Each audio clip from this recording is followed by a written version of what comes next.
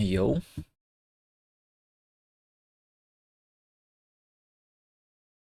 Like my bot is sleeping again. Alright, a linksider time.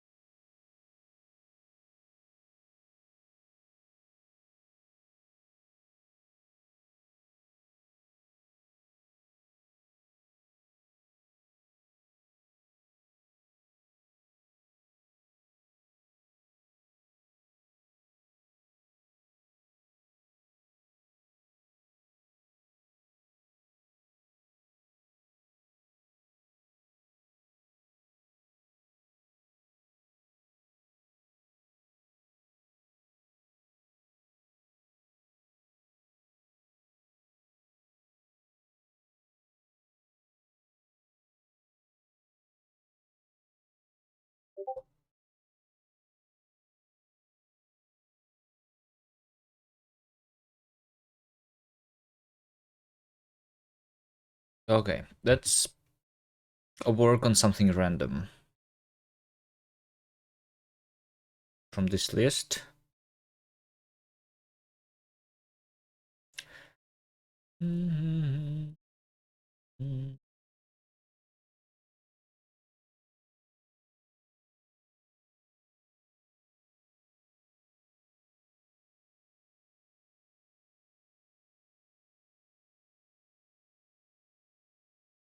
Let's do this one. Add a black texture in between the transition between the worlds. Actually, is Davey here already or no? Yo, Davey? No?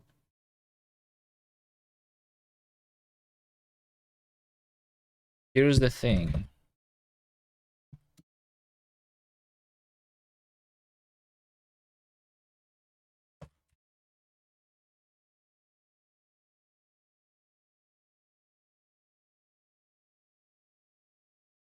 We try playing the game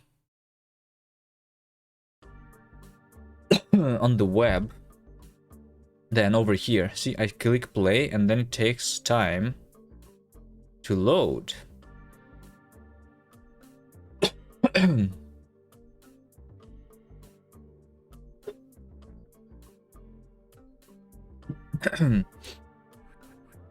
then when I go into the level,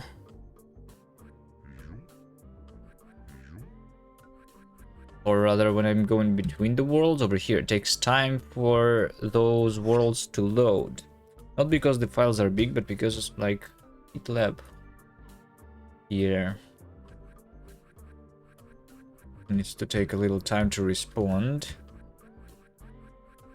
So there should be a loading screen in between potentially, maybe, unless we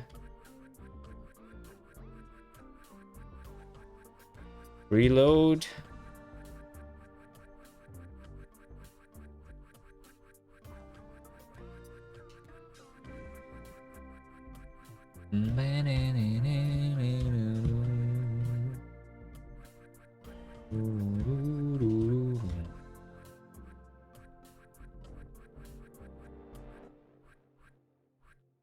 Also, I see this bug here that I need to report for myself, which says preview background is sometimes fully white, question mark.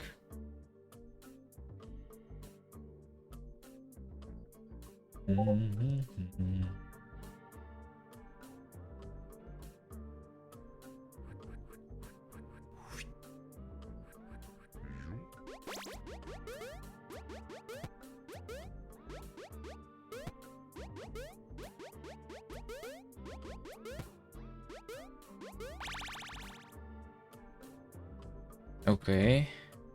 Also,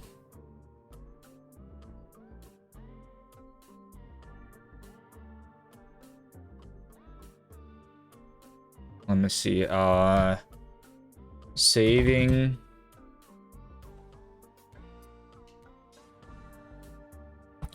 current position.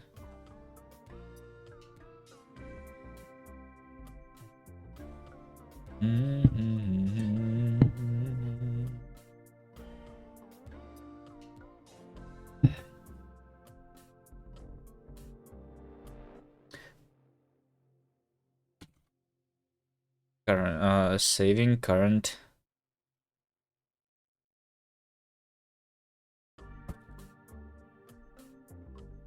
Level position in level selection? Question mark.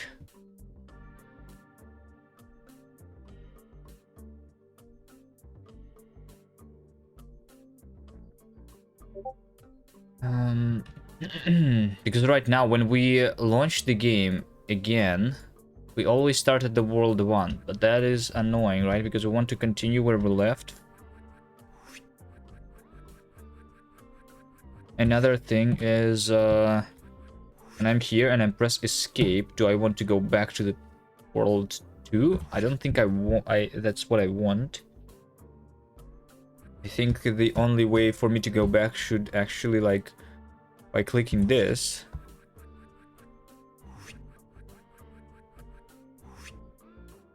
Should go to the main menu instead, yes. Hi, Davey. Hi.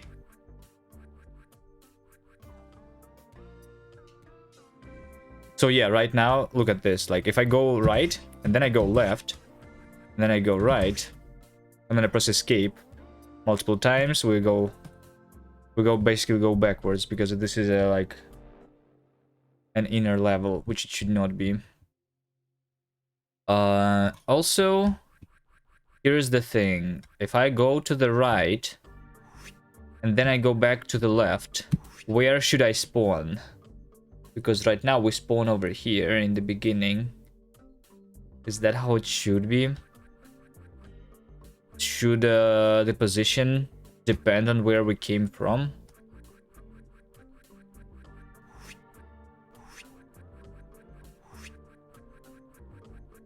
I feel like it should.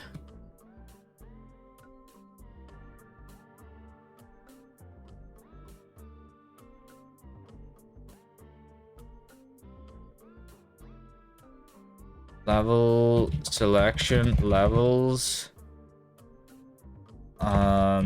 Player initial position should depend on where we came from.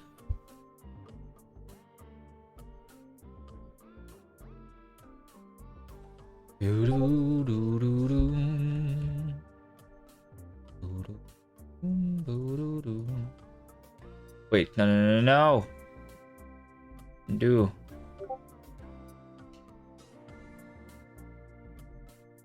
Cancel.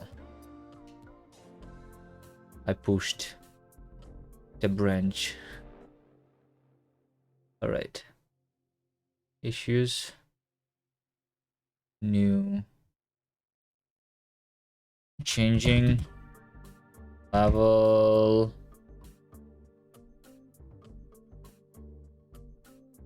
Selection. Level.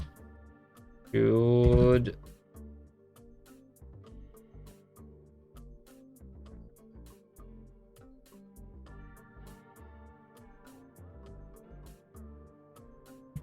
replace current state instead of being inner state, you know.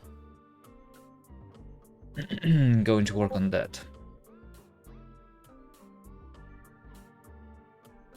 Any other things that we should work on, Davey? Maybe I was asking you something. Hold on.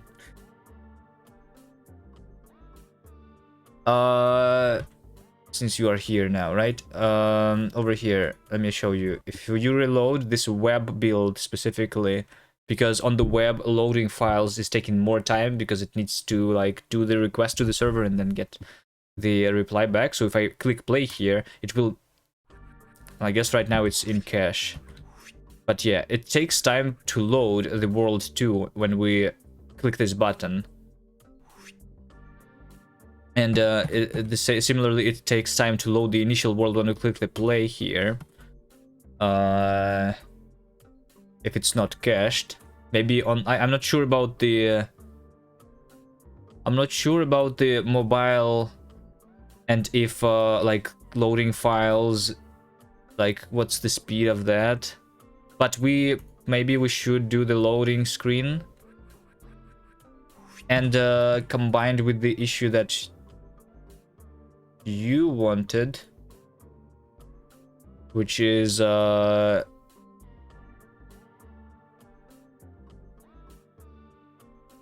added black texture in between the transition between the worlds, right?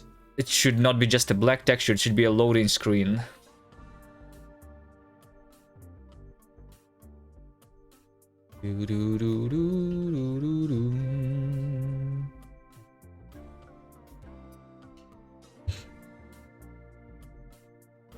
You know?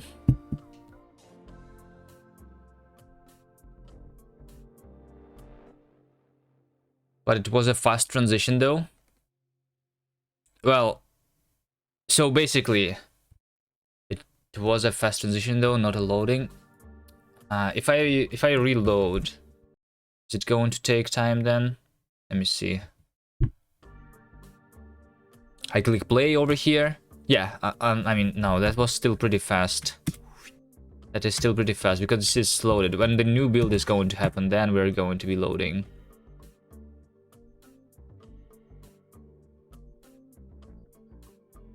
I mean, this thing has a potential of being long, basically, is what I mean. You know? So, like, sometimes it can be fast, sometimes it can be slow. We can slide, and in between, instead of it being a black texture, we can have the loading screen in between. And if it is going to be actually fast, then it will just like almost be skipped. We can make it a minimum amount of time for loading, so that there is like this black texture, which is not exactly black on our current loading screen, but we can like do like, I don't know, maybe the current color of the loading screen is okay. Let me try that. Oh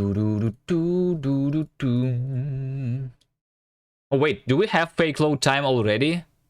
We already have fake load time of 1 second. Right? And now it's going to be 10 seconds of fake loading time.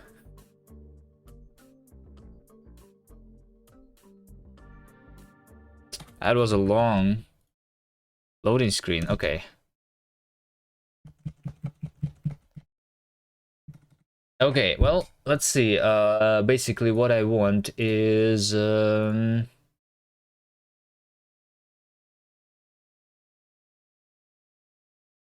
let's see. So from the main menu into the game, and then from inside the game, I think I have this as to-dos technically. Maybe. I have a bunch of to-dos in my code. Lol.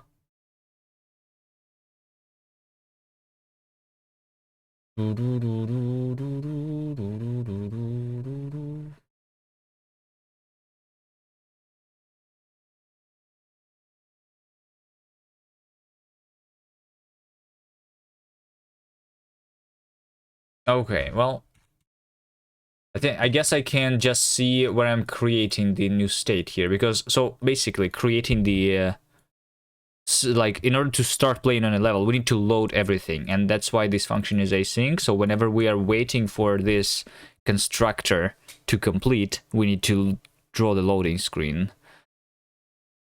So over here, when I'm entering the inner level, right? And yeah, and we have two different transitions here. Technically, there can be a loading time.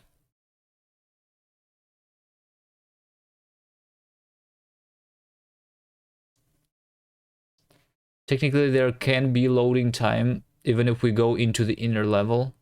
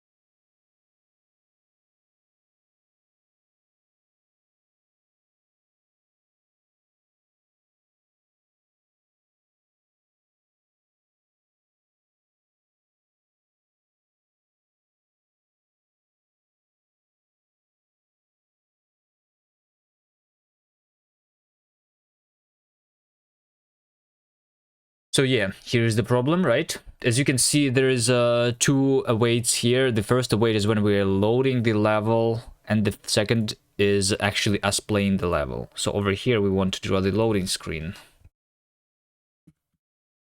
Let me just do the simple.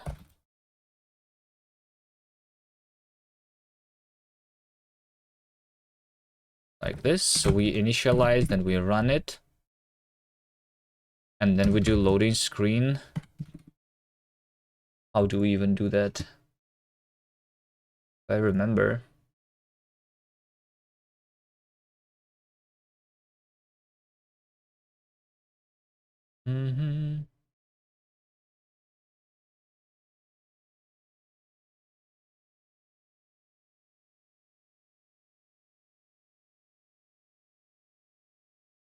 So we have CTX, loading screen, load, and over here we have a future, and when this future resolves, yeah, okay.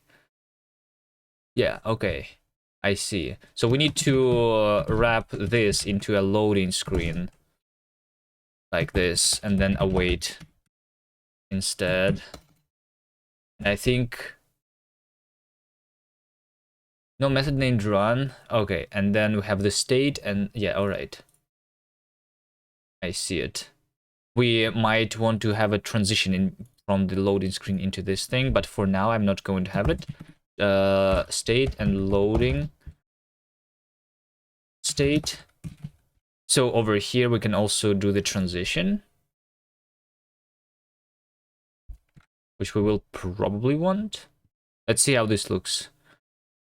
So this is when I'm entering the level, which is either going to the next world or into the inner level. It's actually going to be the loading screen in both, because there is a potential to have a loading time there.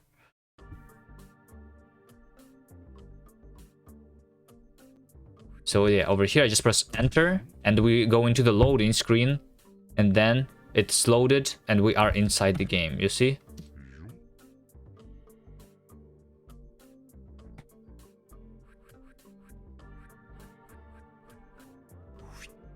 And same for the loading.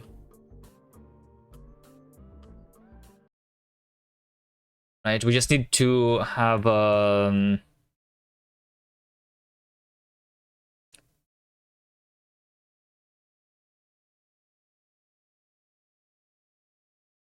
transitions, right?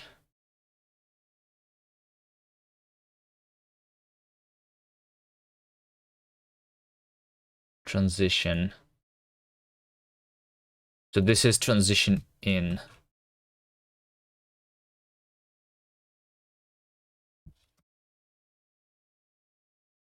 Hi. Hi, hello, здорово, привет. Yo.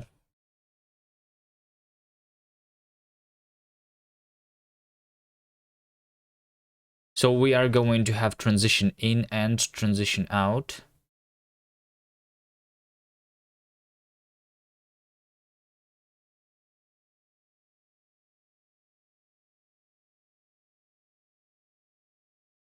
Transition in is that.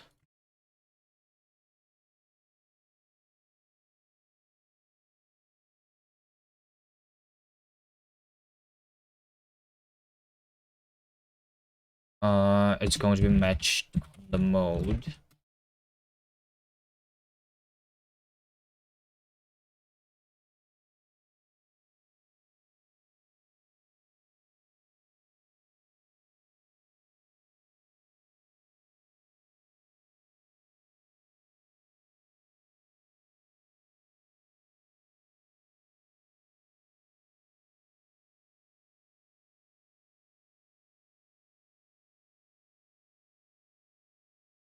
Over here I say transition in.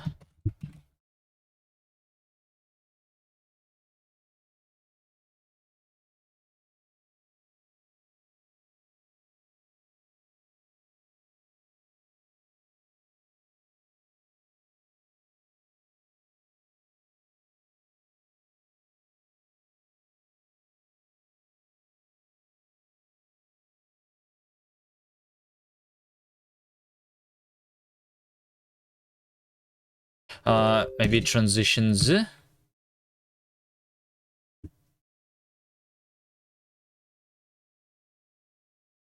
So that we're going to return both.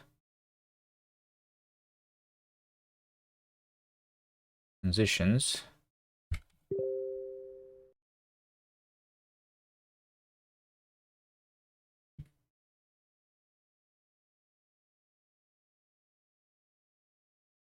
Transition in is this.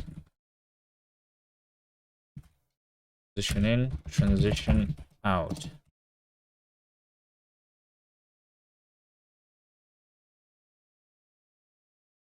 Mm-hmm.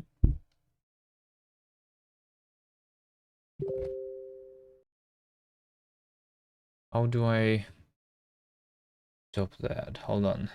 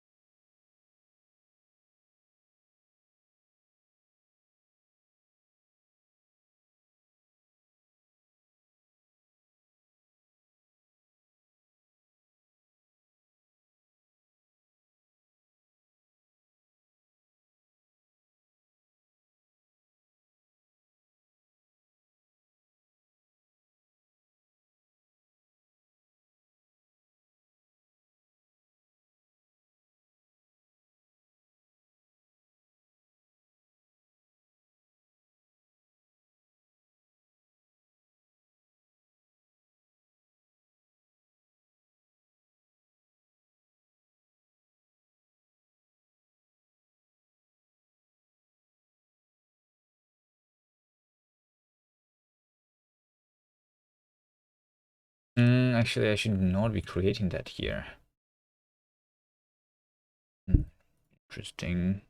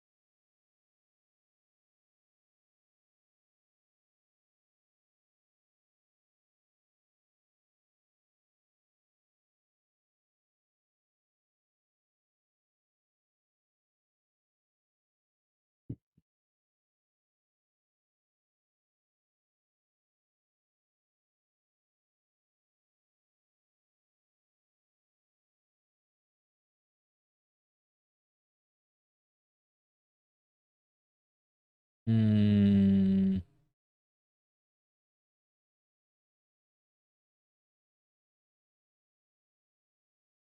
So this stuff that the transition in the transition out should also be like closures or something. I think. So this is a closure, the returning us closure that's returning transition, right?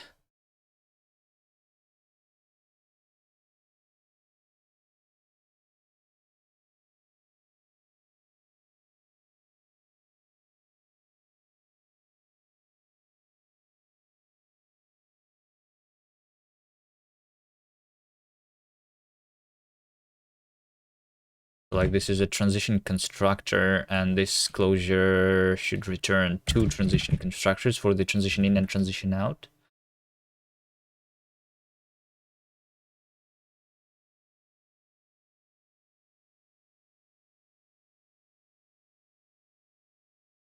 Right?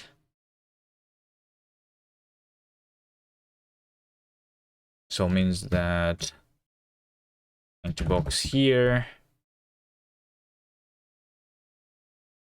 and then I need to box here.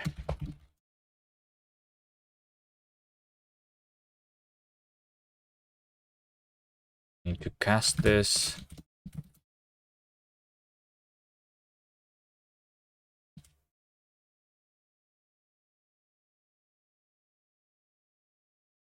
And then do the same here.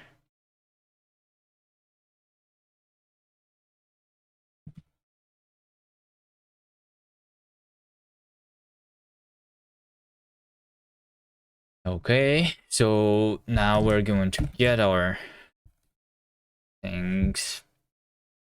I mean, I guess this one does not have to be a closure.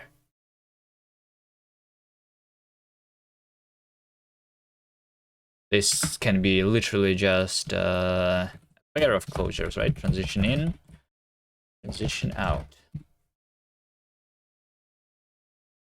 Because this one is going to only be called once. So over here, we're calling transition in.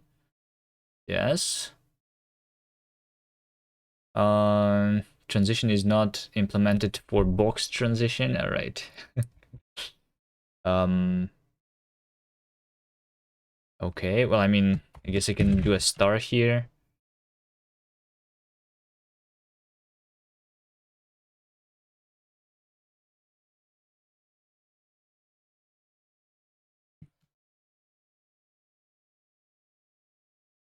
All right.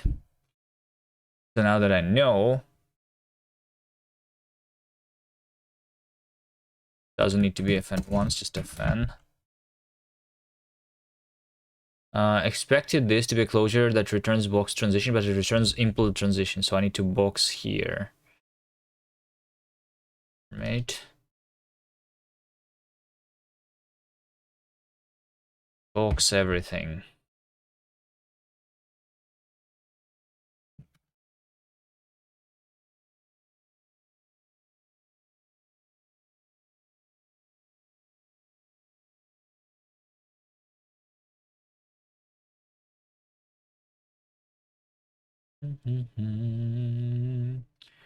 Expected this to be a closure that returns boxed din, but instead it returns box impl. Okay, this is going to be a transition constructor, and then the transition itself, like the boxed transition, I guess.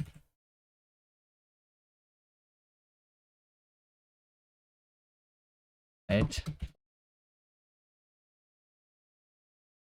So when I'm boxing this, this is boxed transition. Okay. No, it doesn't work still. Zoom ratio doesn't leave long enough. And to move things.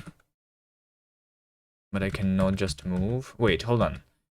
What do you mean it does not leave long enough? The zoom ratio? Oh, I see. Okay. I hate it, like the... Alright.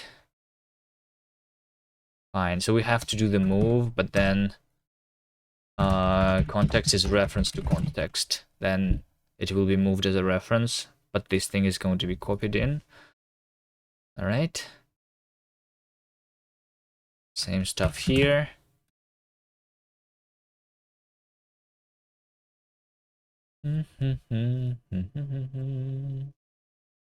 Borrow of CTX. CTX does not live long enough.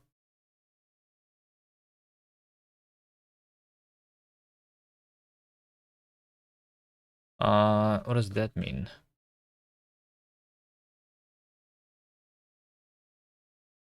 Right side. Hello.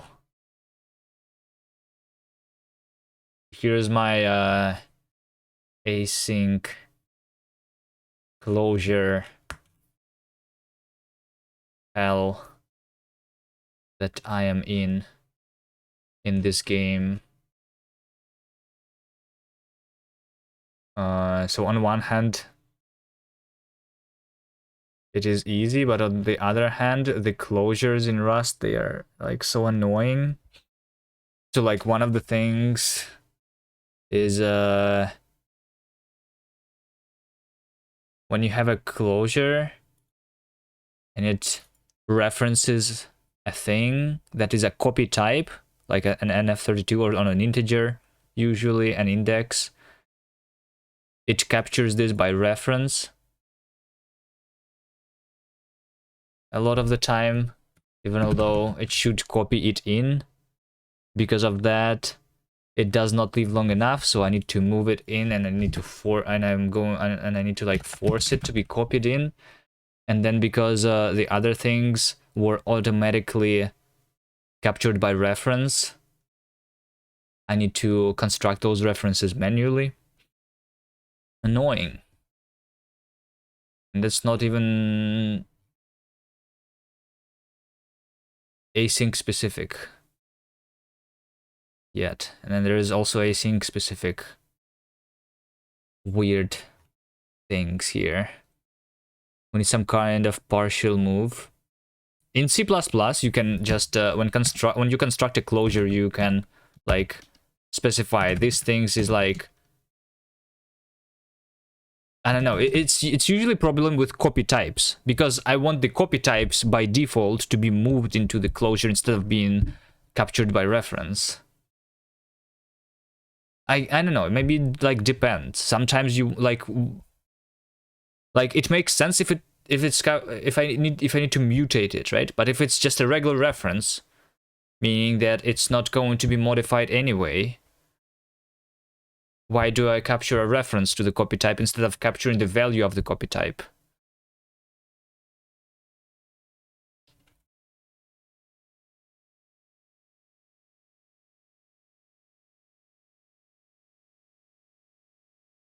It appears a lot of time when you do like iterator, and then you do iter enumerate, and then you do like map, and you want to return that iterator from a function. You need to like move the index into the closure that is performing the mapping, because it's captured by reference there usually. I don't know if you know what I mean. But what I mean is it's annoying.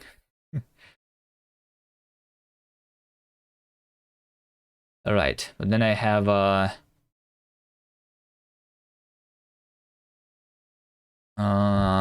CTX that is implementations requires that CTX is borrowed for static.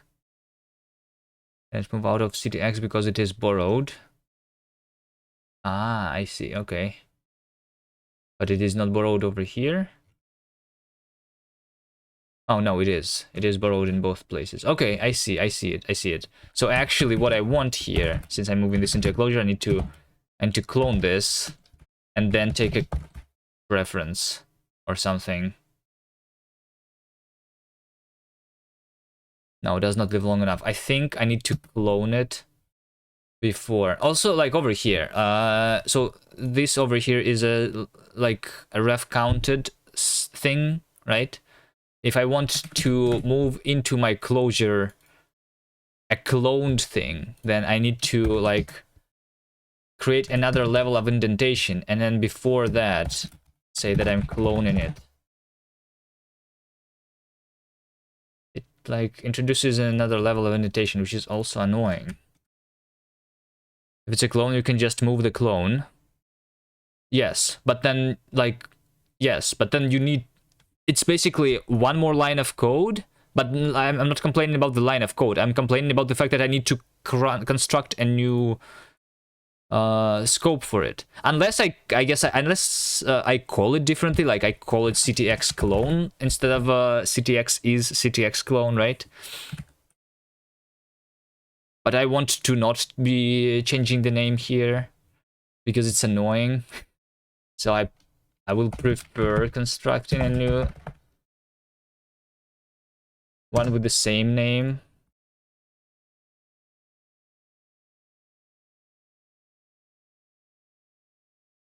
You prefer the nesting? Yeah, but isn't it annoying? If I could do this without the extra level, like something over here before I'm constructing the closure. I don't know. Anyway, doesn't matter much, I guess. And then I need to do the same here.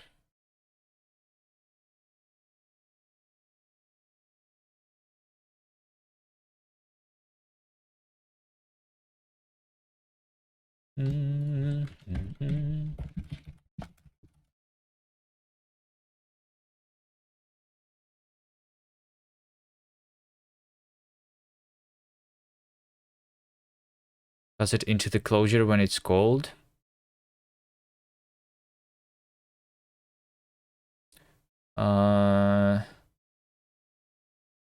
Maybe, but that is another, like, that's annoying, but differently annoying that I need to pass it as an argument then.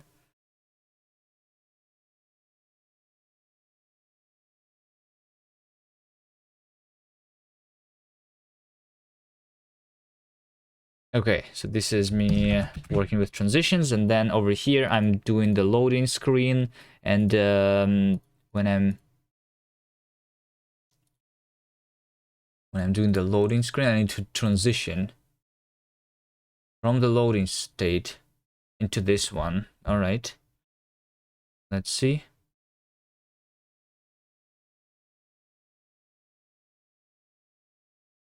So I'm just literally transitioning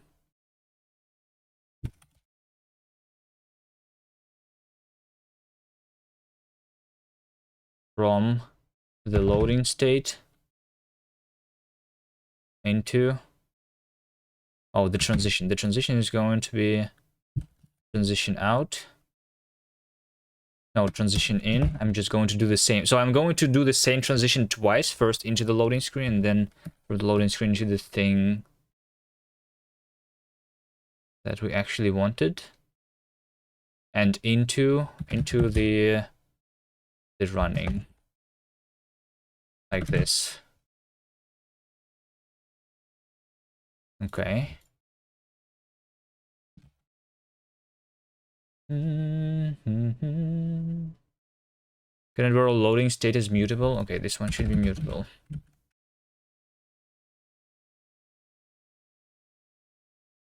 And all the like boxing juggling, because like some things they return impel trait, and then I want to get a boxed din trait instead. There's a lot of noise here, which doesn't really matter to me in this specific situation. It makes the code look a lot more complex than it actually is. You know?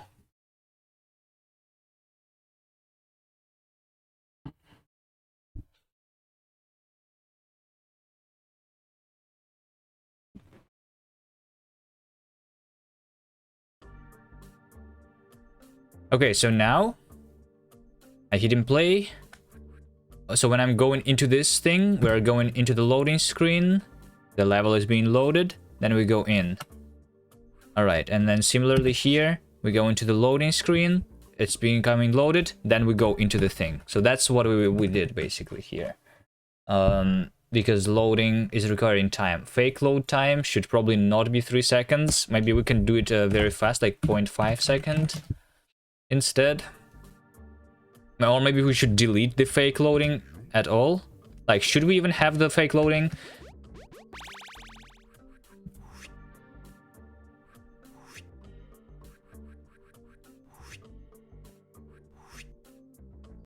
What happens if I just do 0? Like, literally 0 fake loading time. Then, over here, as you can see, like, we can see it very briefly, right? The loading screen for just 1 frame. Where we're zooming through the loading screen. Right? But it depends, like, on the web. There is going to be loading time because it is going to take time for the level to be loaded from the internet. Web is not our main target though, so I don't know. I think we can do a little bit of loading, of fake loading. 0.25 seconds.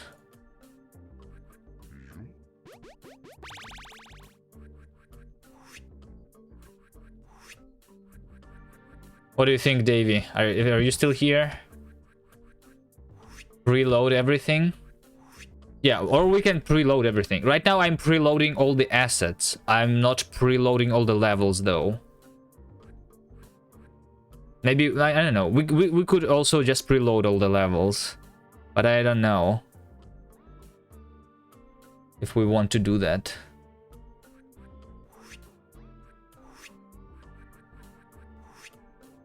Like, potentially we should not preload all the assets too. Maybe. I think this looks fine, right?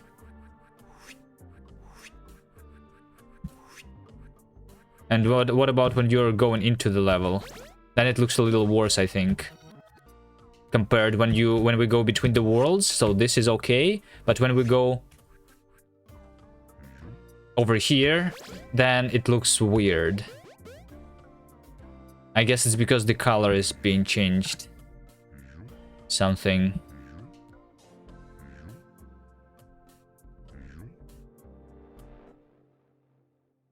Because we're zooming into this thing.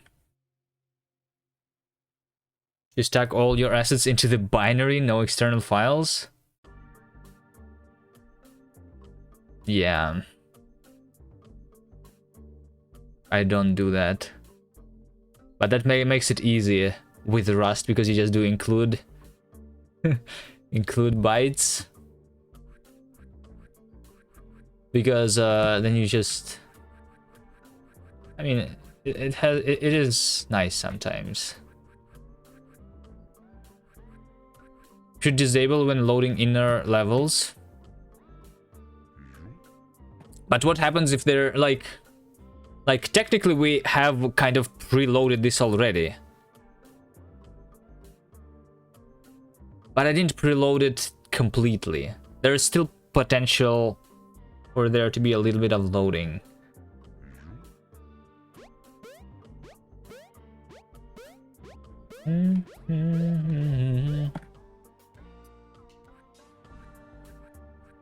Like if we can future-proof it somehow.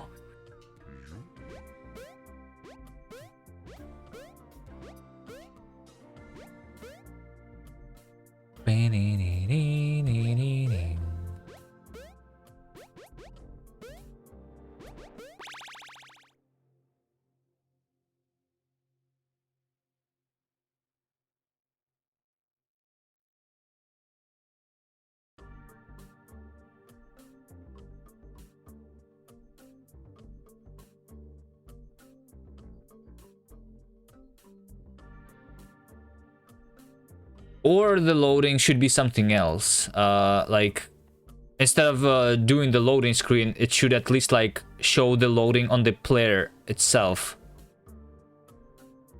At least. You know? Like, start spinning this player. And that's going to be our loading animation.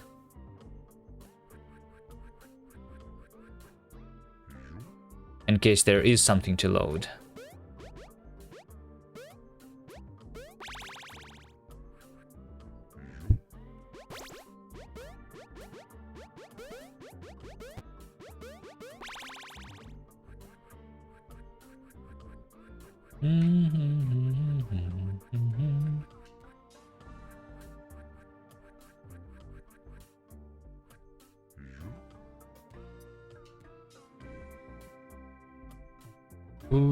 But technically, like right now on our web build, there is no loading time because in order to show this preview, we are loading and it's already being cached. So when I'm loading again, I don't need to download stuff from the internet because we're showing this preview, which makes it... So basically this level is loaded when I'm loading this world.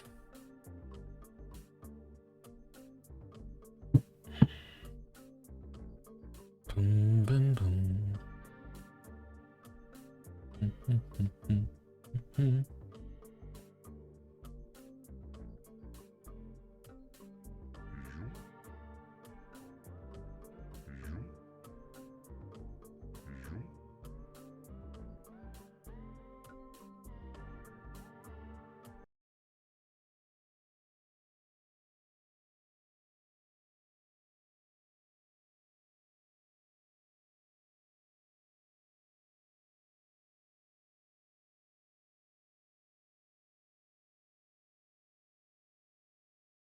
Load.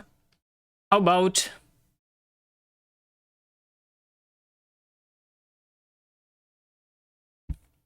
How about we do match mode.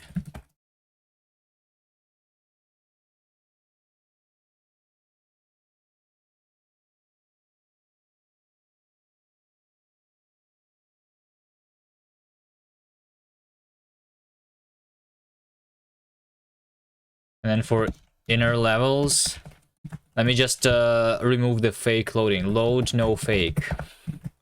Let's do the load with no fake. Load, no fake. And then load. And then we have load with fake time. And then I'm going to specify the fake time here. So over here it's going to be self load with fake time of 0, and over here it's going to be load with fake time of something else.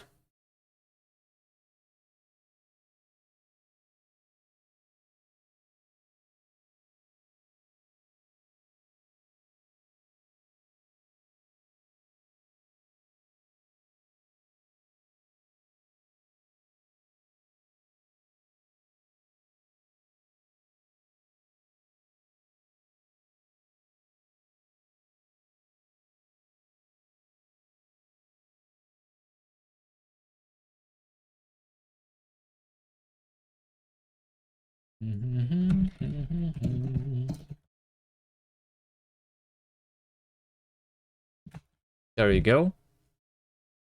And then we would be able to configure it if we wanted.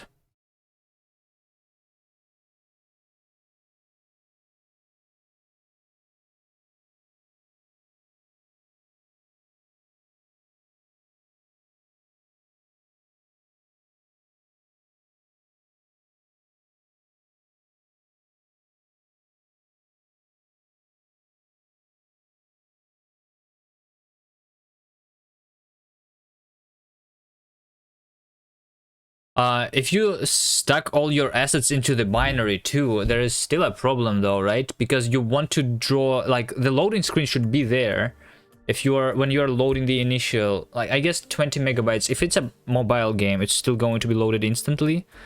But on the web, for example, 20 megabytes is still going to be loaded for like a couple seconds maybe.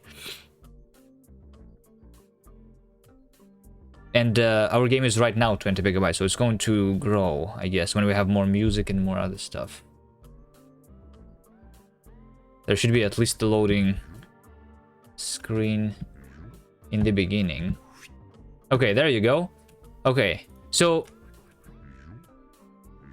it is there right now, Davey, but you don't see it because it is a loading screen with 0 time. But if there was something to actually load, if it would take time, then we would be seeing the loading screen here in the middle, basically. For the side, I do a like 0.25 seconds of fake loading time though, so that, you know, because why not? It basically serves the purpose that you wanted of from this black screen, and also fixes the actual loading times. So can we close this then? Add a black texture between the transition between the worlds. Are you happy with my solution to that?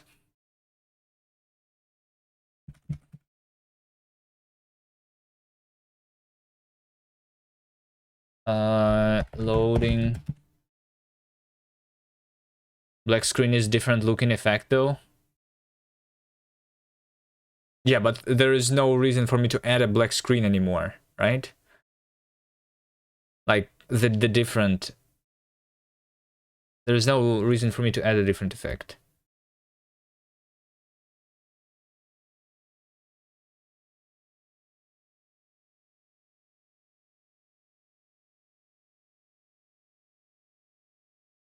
Like, we don't need to add a black screen to the loading screen on top, right? Yeah, I know it's different, but still.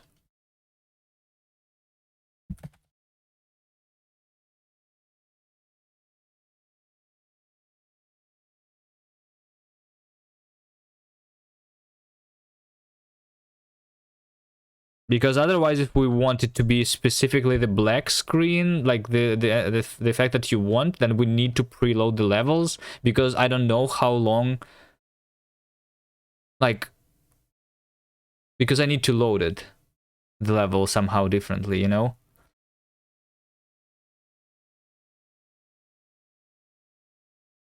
Okay, there also needs to be a loading screen when I'm going into from the main menu into the game, by the way.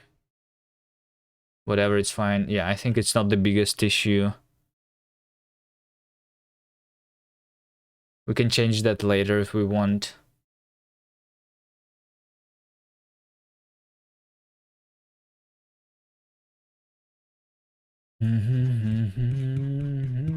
Okay, where am I going into the... over here. Oh yeah, I haven't have a to-do here. To-do loading screen. So, literally, this is what we do.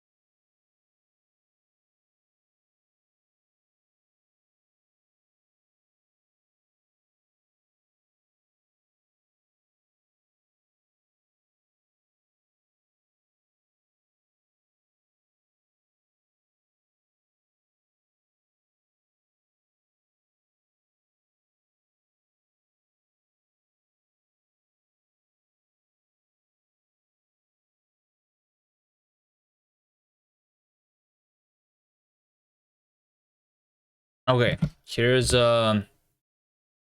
what I did. So we fade into the loading screen when I hit play, and then I zoom in. Because there is going to be a little bit of time of us loading the initial level too. Right? So we hit play, we go into the loading screen, then we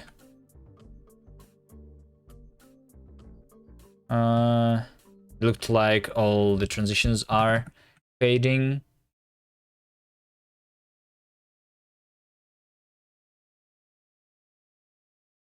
Wait, why? Oh, I zoom into the loading screen. I see. It should be zooming in after, and here I want to be fading, I think. Unless Davey thinks that we need to do different transitions.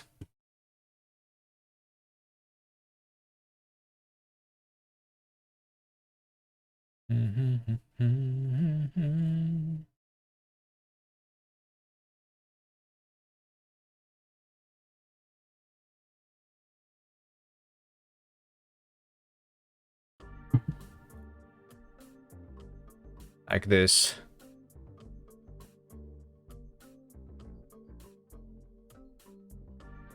So now there is a loading screen over here in the middle.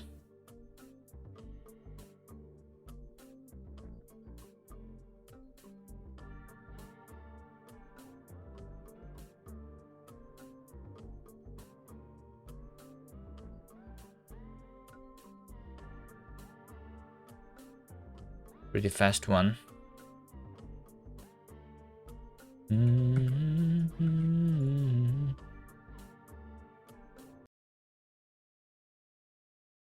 Okay. This is loading screen from main menu into play. All right. What is next? What is next? The other things that I have just created is what I wanted to fix.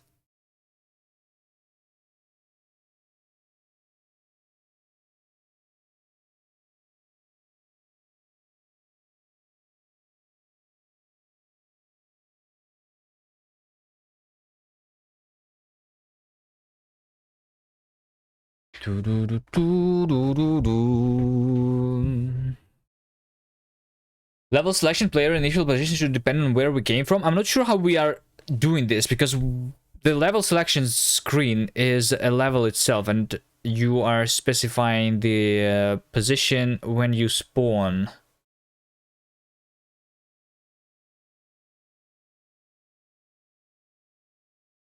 Right? I guess because we have these arrows which make you go into the different world for level selection, I can spawn you there for that, although I need to know where we came from. Also, there is potentially can be multiple arrows to the same other world, like potentially. We will probably not have it, but who knows?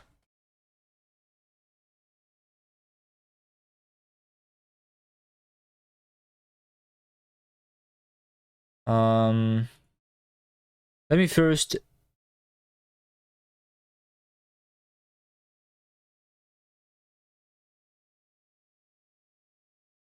do the other one, which is simpler.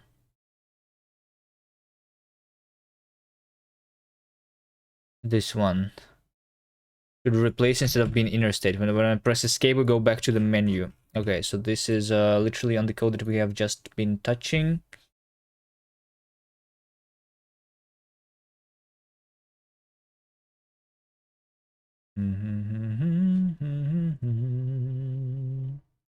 So in the play state, if it's next, then I should not be going in recursively. I should instead just switch. And we have this.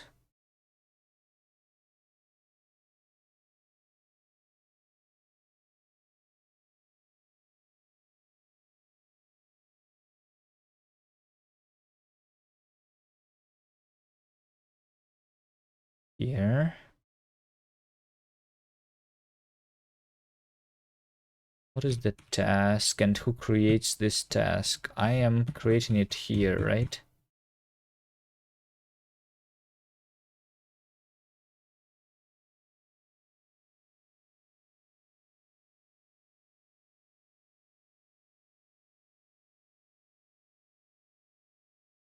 Yes. This is just about...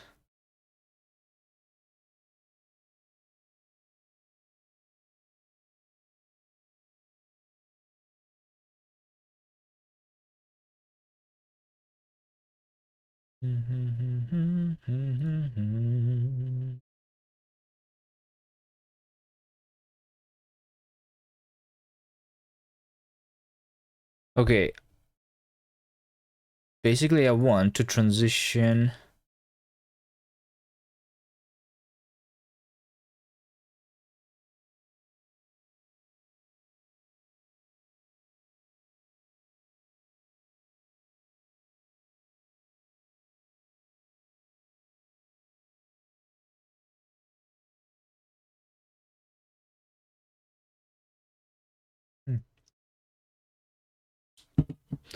This one is interesting. So now it's harder for me to switch the transitions, is it?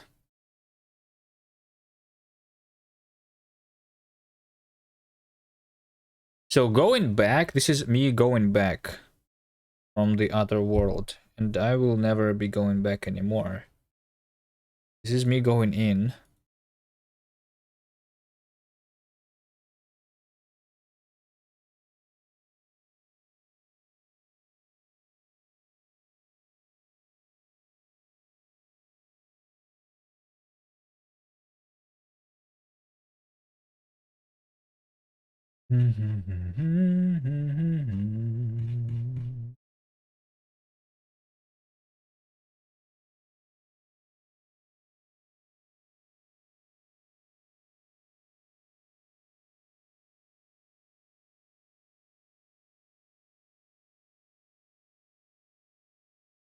What is transition? Next level, previous level, editor, exit.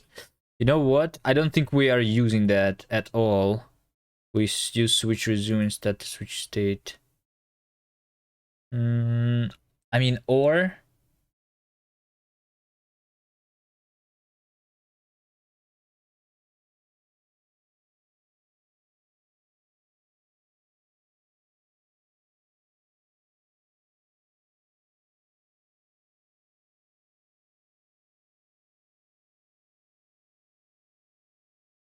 I think I should remove that.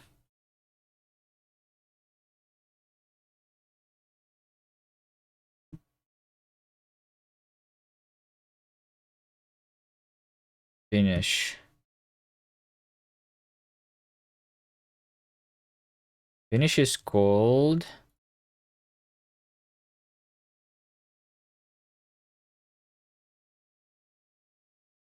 over here.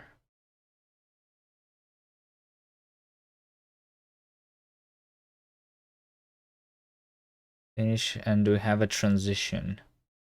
I mean, hold on.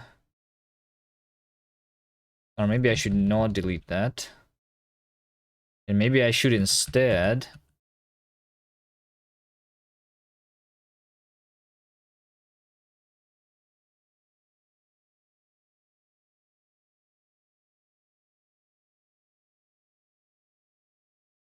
Instead, if the level mode is next, then I should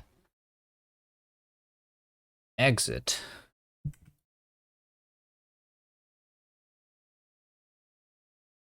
With the transition here, right? Control flow, bool, enter. Hold on. So what I think is should happen is self finish, transition, next level.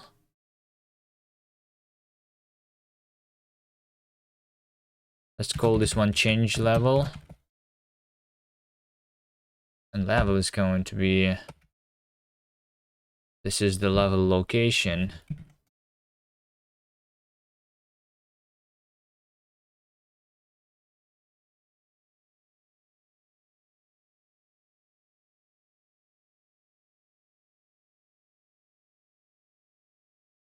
And then I want to know the direction.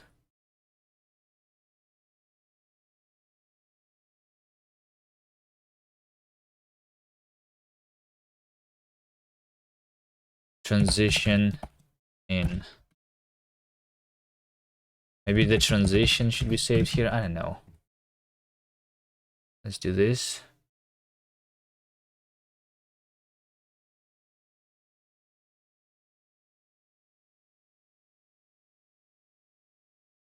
Generate variant.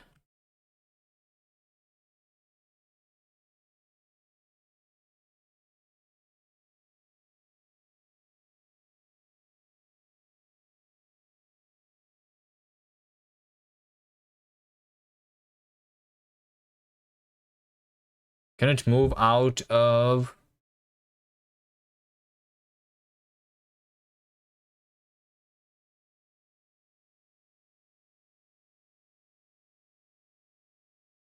transition in because it is borrowed here?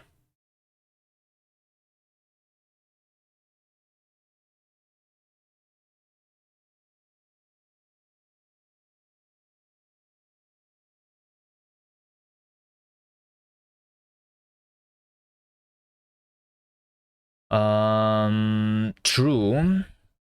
I'm just going to need to inline this here, right? So we are going into the inner level, so there is no need for me to do the match anymore. We just do this, right? And this.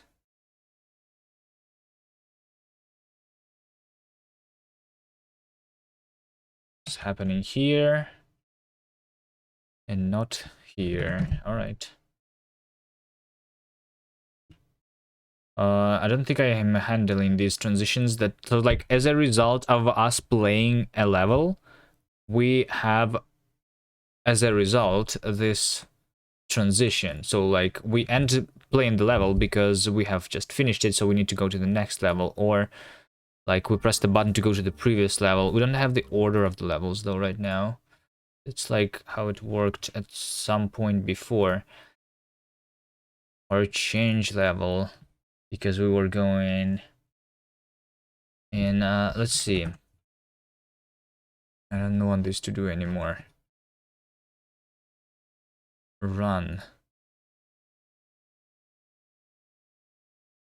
Run. So yeah, we are returning transition and the active state. So this stuff.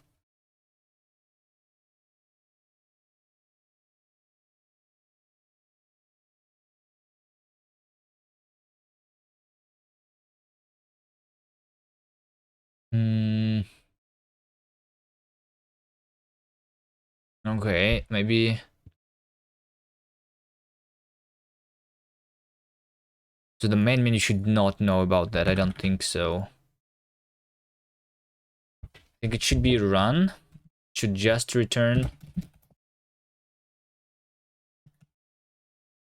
the active. And then we're going to have a async function run impl.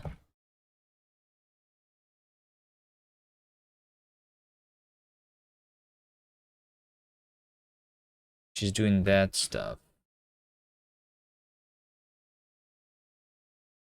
So run impl. Wait. So when we are running,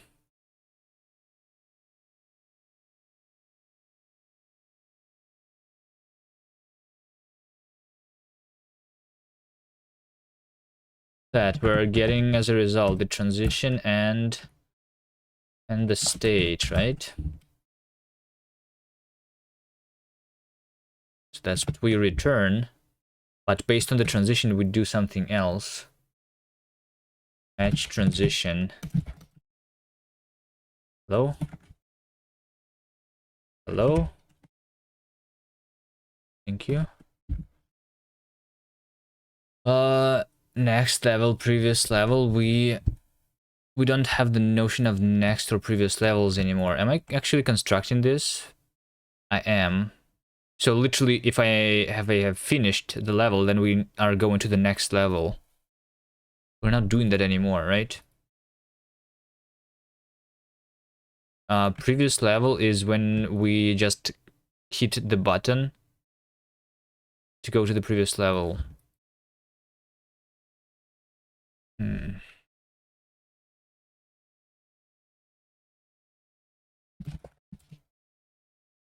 just going to ignore that for now. We can hit the button when we're playing a game to go into the editor.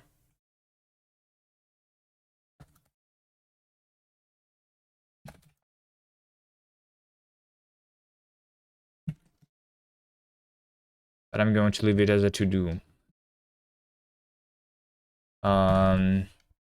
Exit.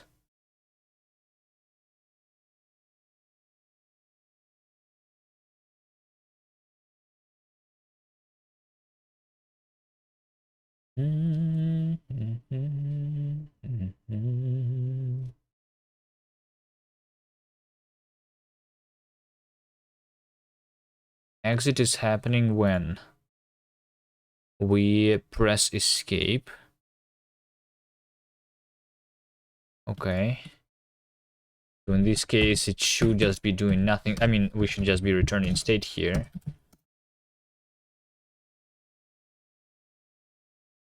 But if we do the change of the level,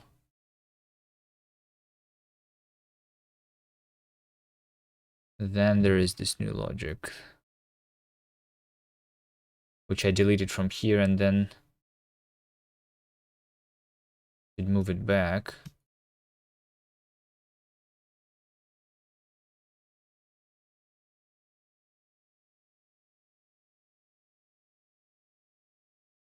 Let's see. So there is no more task switching, is there? Because I'm no longer resuming. I'm never coming back, basically. So this is not necessary. We're just doing the transition.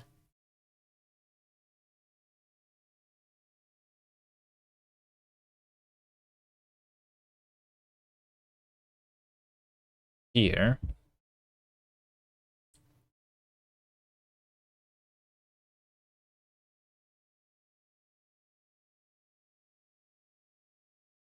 Using that transition effect.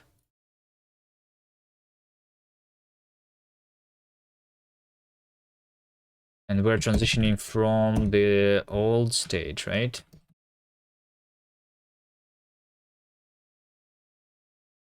So this transition is a closure, so it must be called. Doesn't need to be mutable, it wins.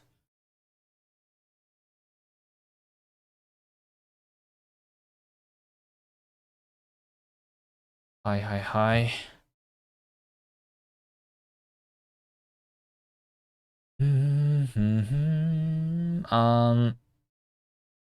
This boxed in active state does not implement future because we are transitioning. Wait, what are we transitioning into? Yeah, this should not be state. What we're transitioning into is into playing this new level at the new level location, right?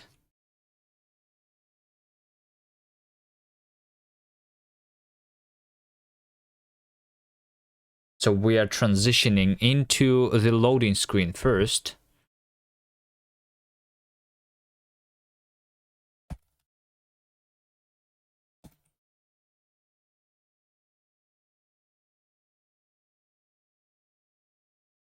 Load. And the stuff that we're loading is, again, just us. And this is the location that we are loading.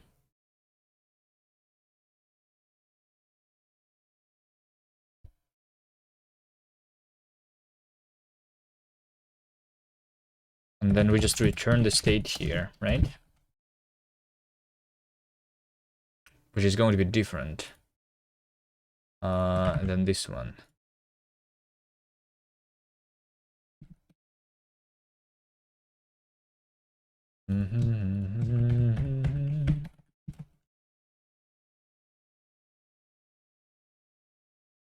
Okay. Slide transition play. Okay. Not very clean code here. Okay, so now what? State.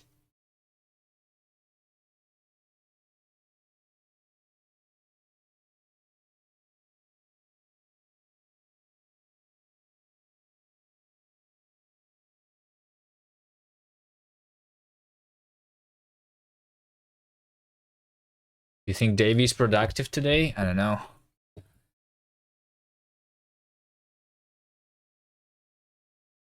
Maybe, or maybe Davey's playing Ark or something, right?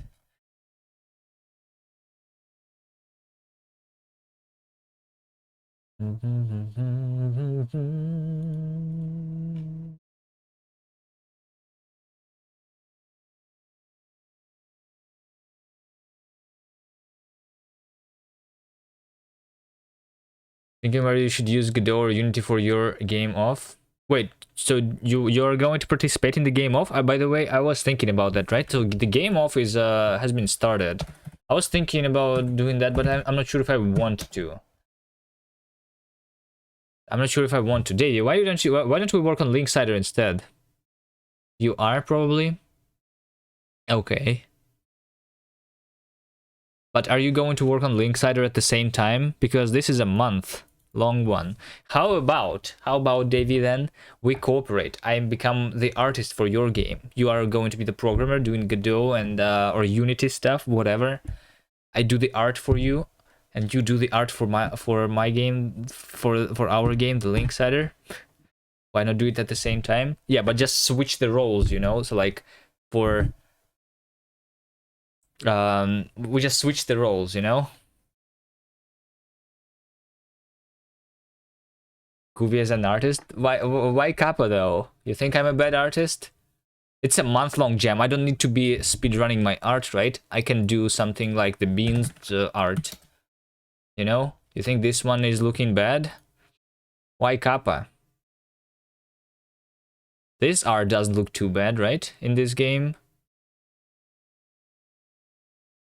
Is it my internet? Why is everything starting to load so long? This art is not too bad, right? It just takes longer time for me to draw like this.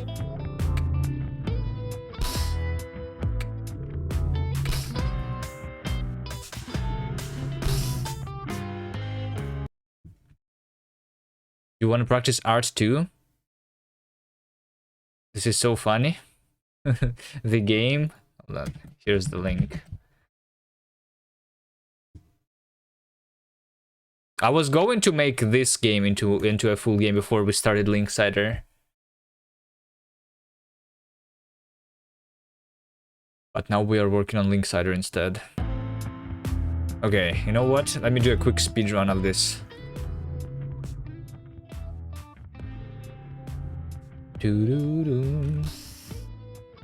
You want to practice art too, though? Why don't you practice art in linksider, though? Because you can just do art for linksider, right?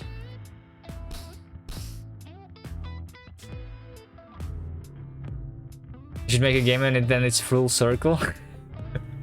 But Nerdsel said that he's not going to do the game for the game off.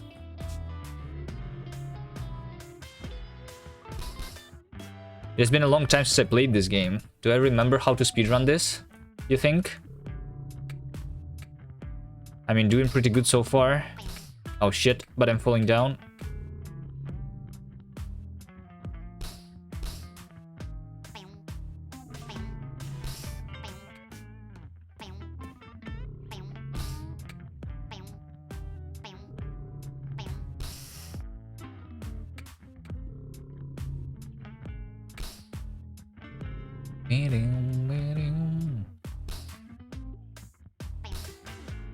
Ah, fuck. I pressed the wrong button again.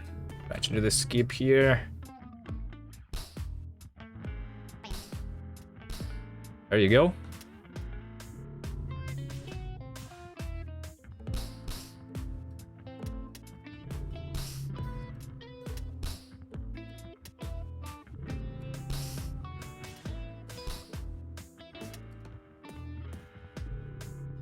What's your idea for the game of? Do you have the game idea already? The theme for the gem is scale, right?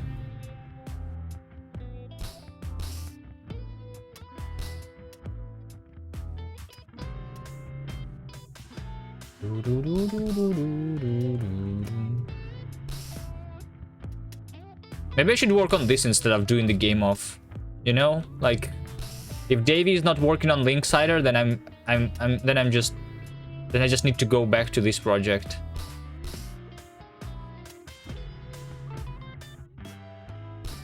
Because this is a good game, you know?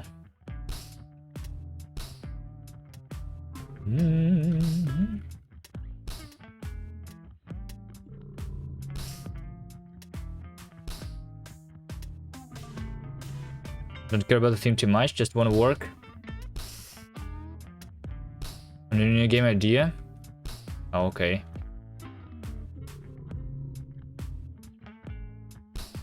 Game off as a game jam is not the best one though. Like, it's a good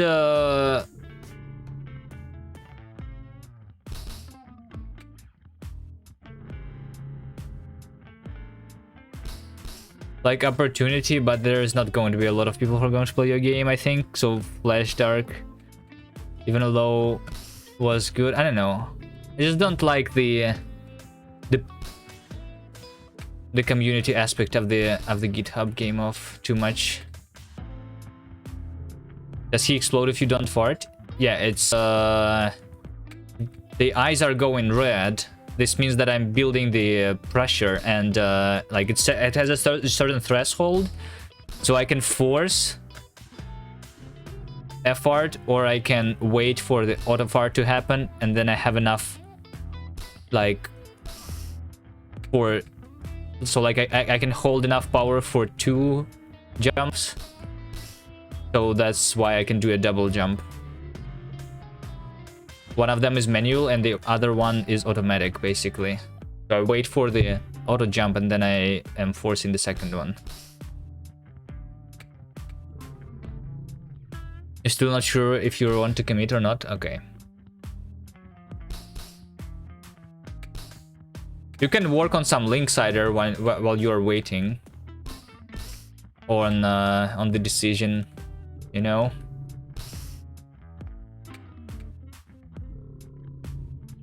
There's also the 1-bit jam, which is a shorter one, the 1 week long, if you want to do a game jam.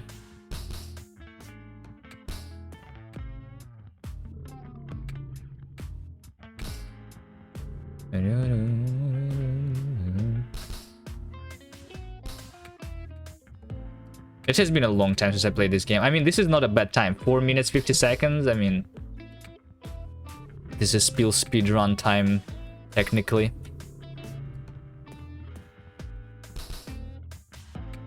Oh my god.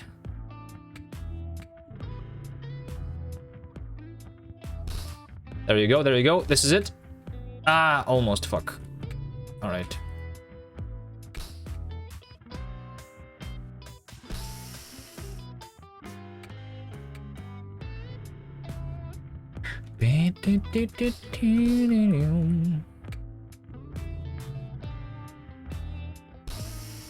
Why am I so bad?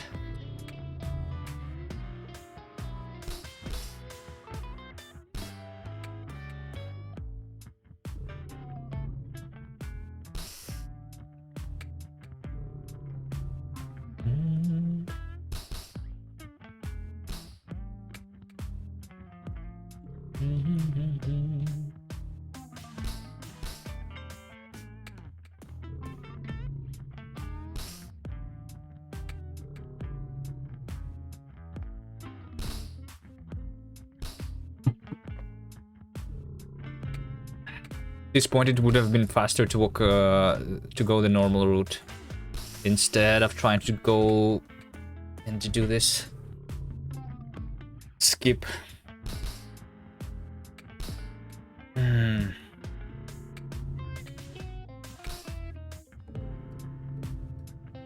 I can do it. There you go, there you go. Fuck, no!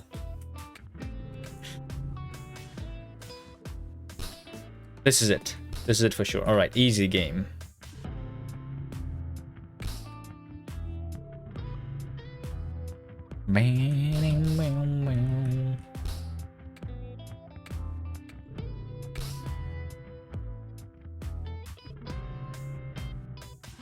I didn't really think, like, if I do the game off, what would be my game idea? If the theme is scale.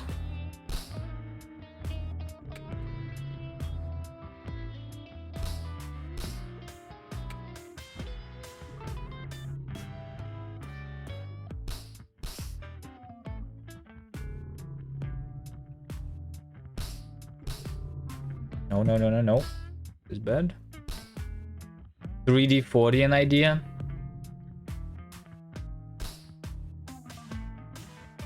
The problem with 3D is art. Like, how do I do 3D?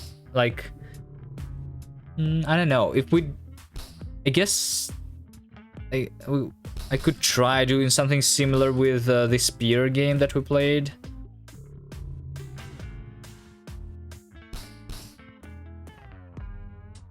.3D Paint. I don't like my 3D Paint too much.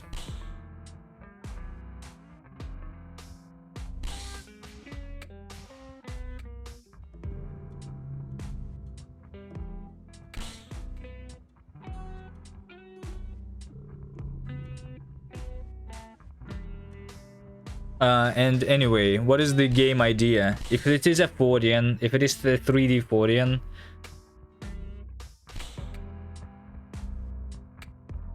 how does it align with the theme of scale?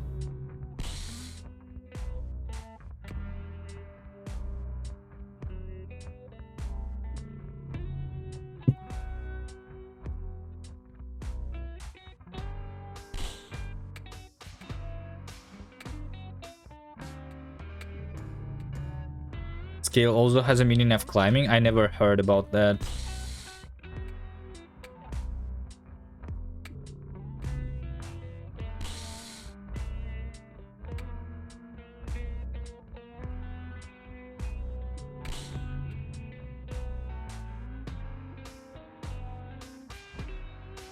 I think it's a different kind of climbing.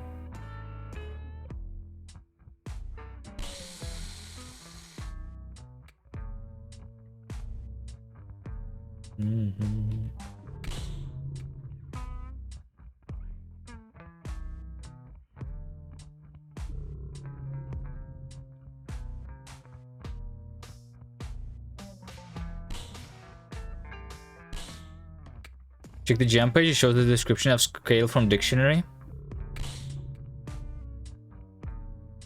Okay, one second. Let me get to that portal.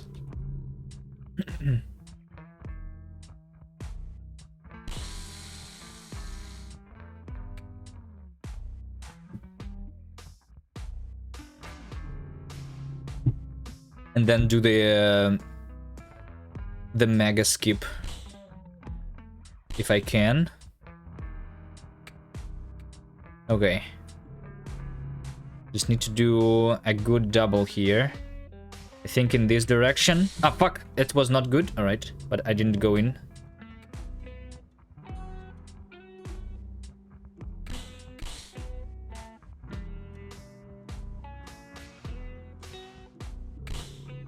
Now I need to reposition myself. Oh, there you go.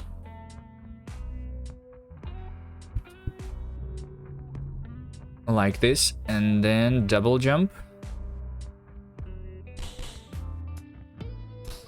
No. That was the wrong direction, I think. Okay, where's the jump page?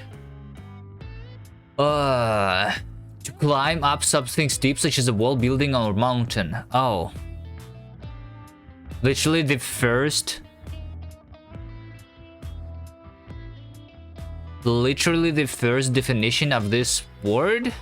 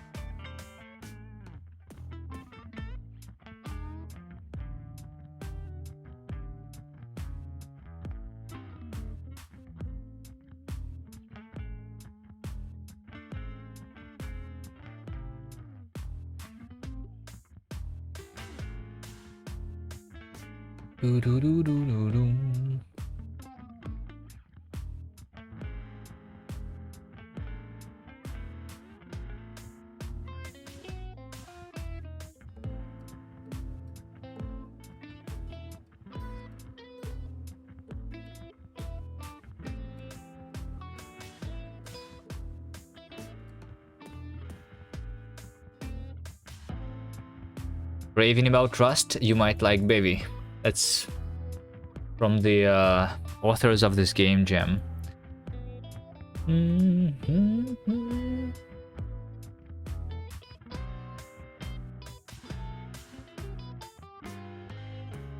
should try Rust, Davey. Why are you deciding between Godot and Unity? If you could just use Rust and Baby.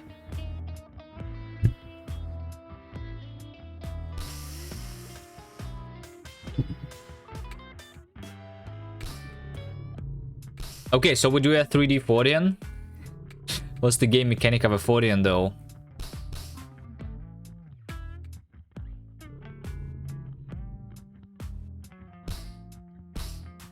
What would be a good mechanic? Like, it would be... So, okay, hold on. So the mechanic should be scale then. Alright. Because, like, in order to go well with the theme, the game mechanic should be scale. Didn't you have the idea already? Hi? Hi, Nerdzel. Nerdzel, the GitHub game of theme is scale.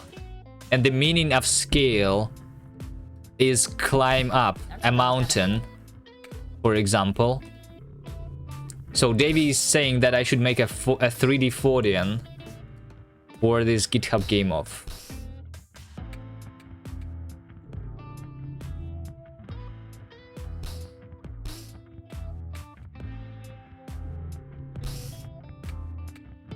But the game idea of Fortean that I wanted to make is like complex. I want to do something simpler.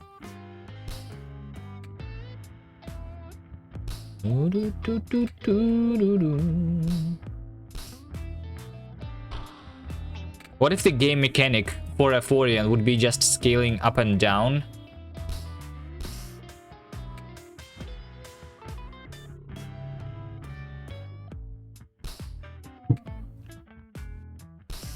I don't know.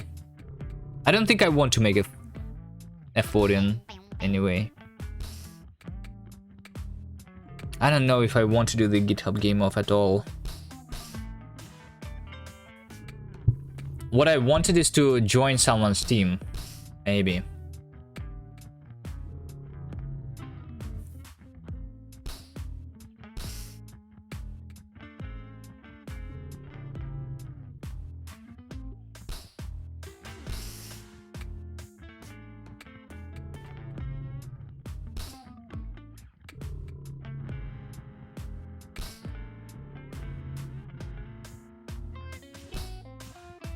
A full circle. It's more of a triangle, you know, like Davey Nerdzel movie man triangle, I guess is what Davey's talking about.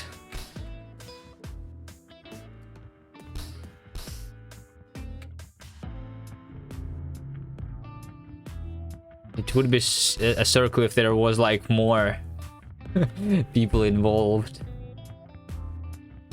Maybe.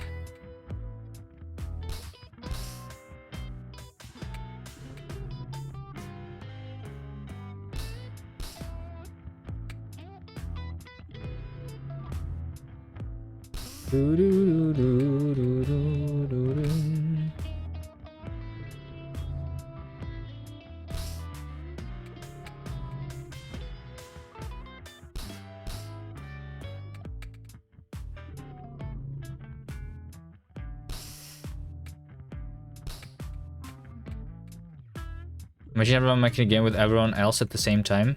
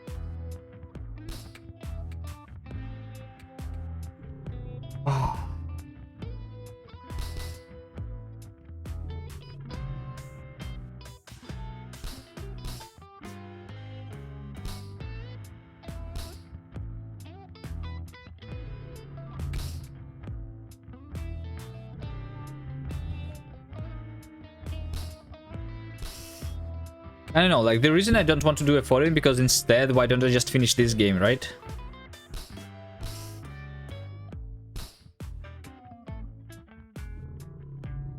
Just to try out new things. I don't know.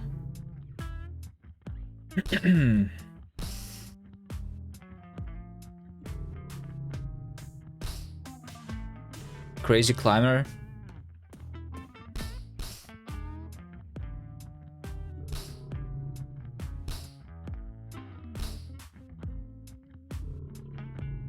What about Code Monkey? Does Code Monkey want to do a game for the game of?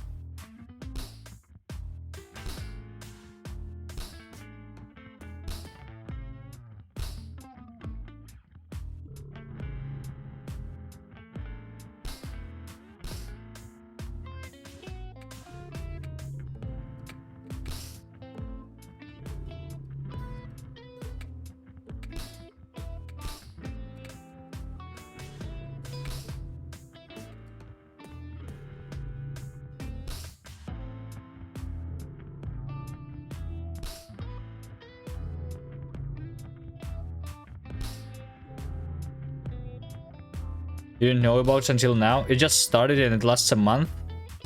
I know that you wanted to do a 1-beat jam, but that starts in a week, right? And it's a week-long jam. And GitHub Game Off is a month-long game jam, which just started.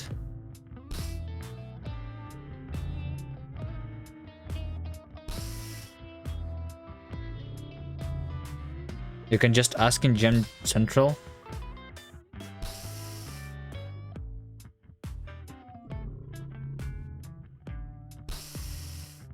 Well, Icy Lava was there. Icy Lava doesn't want to do the GitHub Game Off.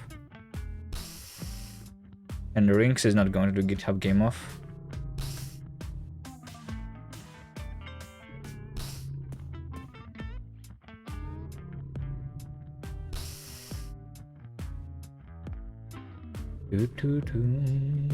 Maybe Bad Cop wants to do something, I don't know.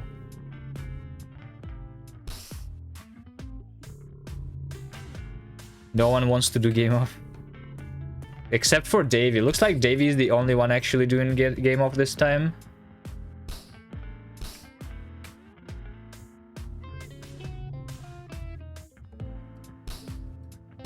I don't know. Squiggly rings.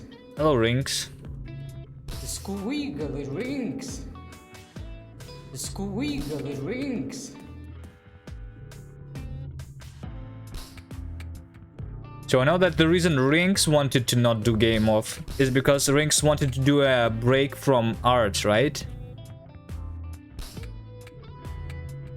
But what if you make a break from art, Rinks, by learning programming? Rings.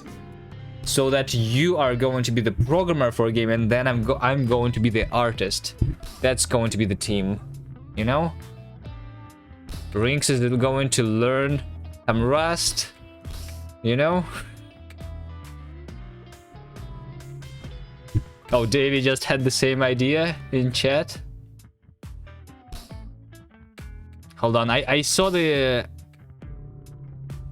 push-ups, Big Orly. Hold on, let me just finish this because I'm right at the end. It won't end well. What? You don't believe in my art that much? You think I'm that bad? Okay.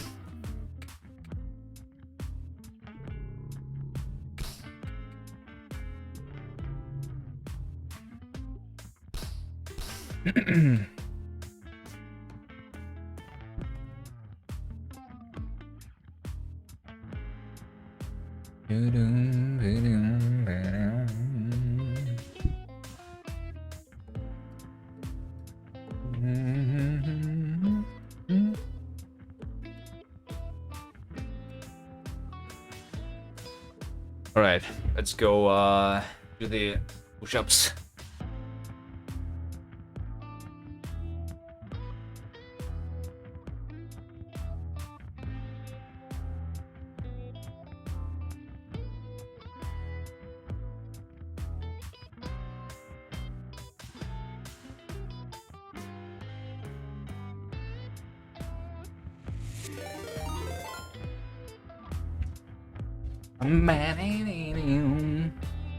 Oh, no way, we have a raid.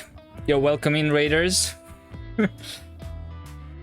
We were just taking a break from programming by doing a little bit of push-ups.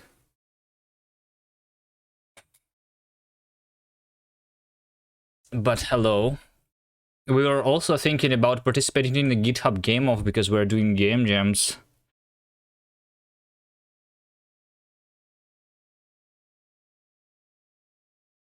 And then we're also working on our puzzle game.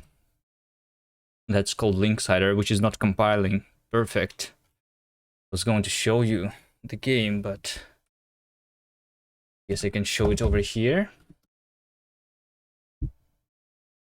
Here's the game that we're working on.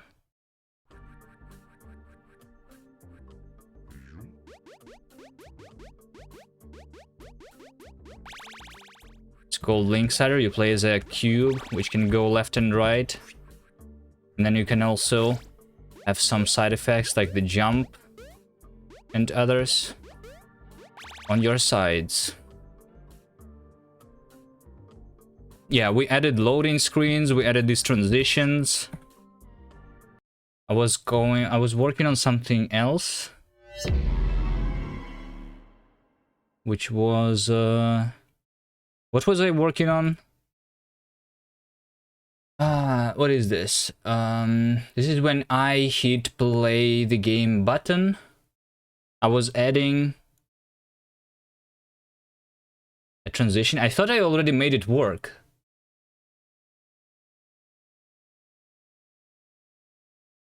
Did I not? Oh, no. I see. I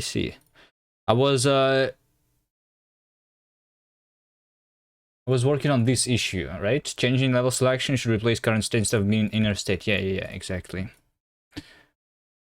Okay. So we just were doing a little bit of refactoring, which is why this stopped compiling.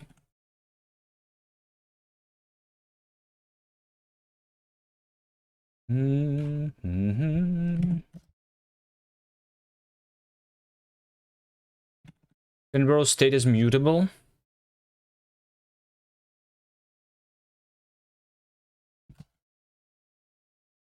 Okay. Can it return value referencing local data? What does that mean? State. This is a boxed active state, and I think this one has a static lifetime, so...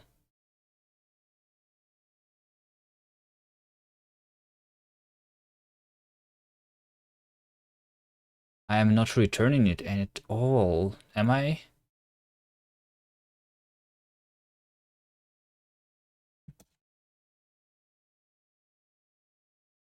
Let's take a look at this compilation error. Oh, I am doing the borrow of a moved value. That's what's happening. Yeah, okay. I need to save the context here because I'm doing the run. Okay, so I just copy it out, clone it out,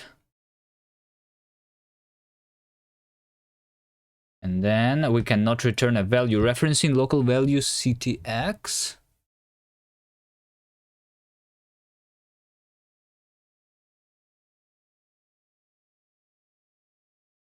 Hold on. What does that mean? Match so we do let result be this, and then we just return a result. And that fixes the error, right? Almost.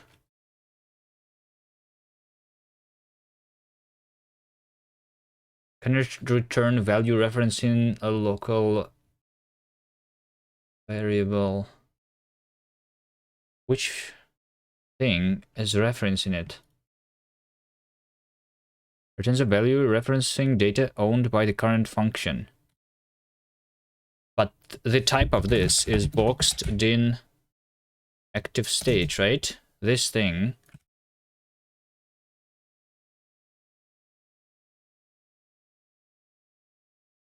Which is not referencing anything. Static lifetime. Hello? Oh, CTX does not live long enough. Okay, so I guess that was not a static lifetime there.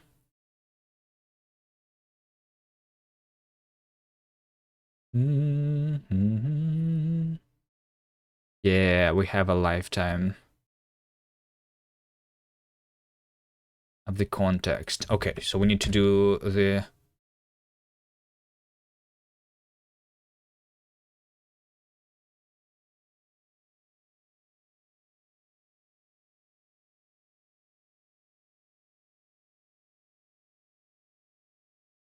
I see the problem. The loading screen returns the active state with a lifetime. I don't want this lifetime to be here, though.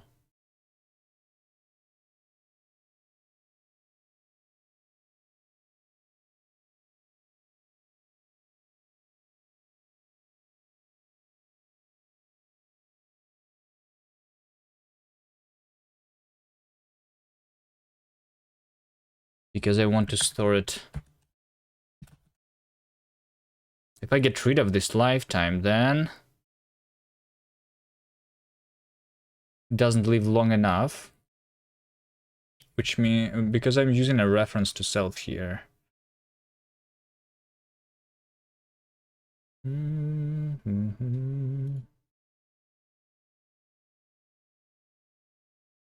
All right, hold on.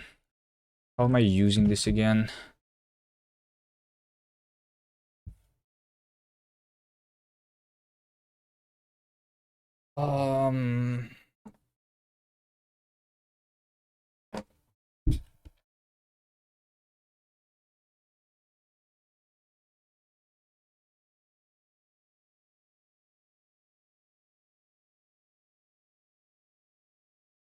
Loading screen, load.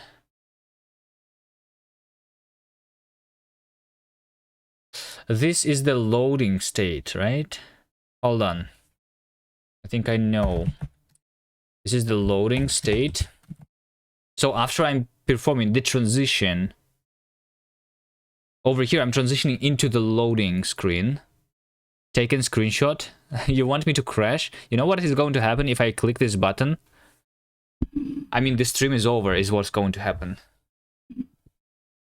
So I will do it after I raid someone, maybe. If anyone knows how to debug this, by the way, from chat, from people who joined. I'm on Linux, I'm on Nix OS, I'm on GNOME, right? And when I click this button, it crashes the entire GNOME shell.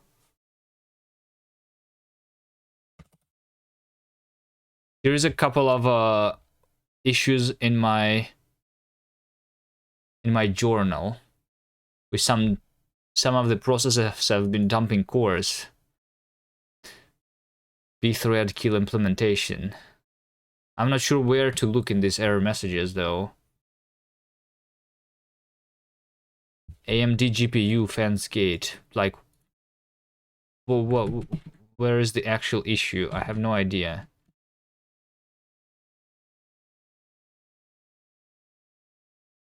And then what is also interesting is that I'm running GNOME on Wayland. If I try running GNOME on Xorg instead, then it's just not working at all.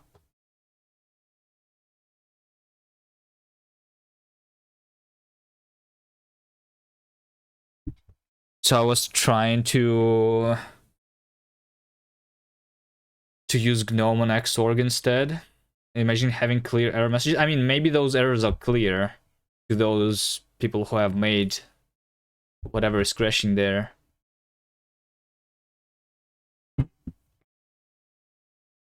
Just not to me.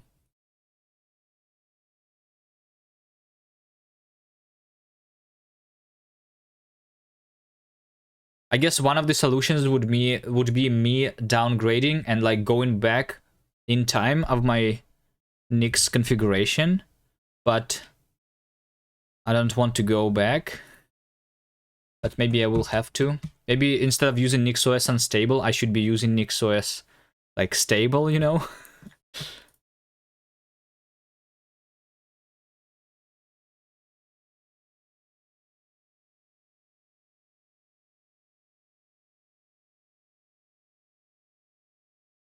So we have this loading state, and then I need to transition again, right? Does it also crash when non-streaming? Well, I also only tried it when not streaming. I don't want the stream to crash, which is why I'm not pressing the button, right? But I'm pretty sure it's going to crash. But yeah.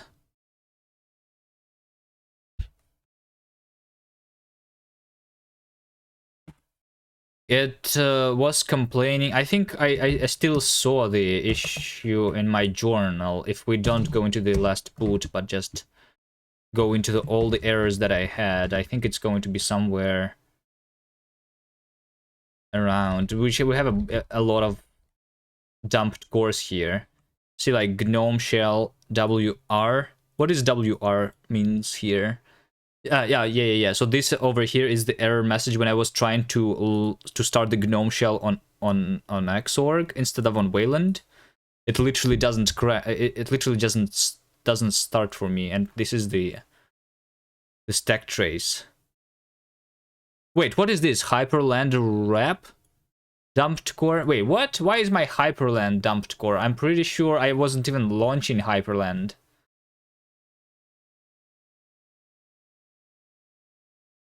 Oh, this is from October 11th. Oh, that's a long time ago. Oh, yeah. That's when I was actually using Hyperland. It was crashing, indeed. It just was not happening yesterday. That was from a month ago. But yeah, but this stack trace is over here.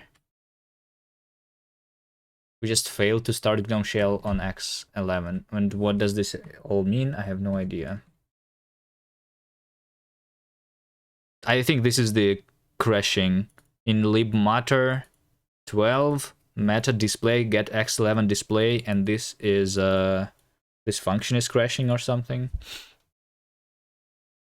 There's a skipping in there. It's because I was scrolling with my mouse instead of my arrow keys, which scrolls through the buffer of the terminal or something. Maybe not. Yeah, like they work differently.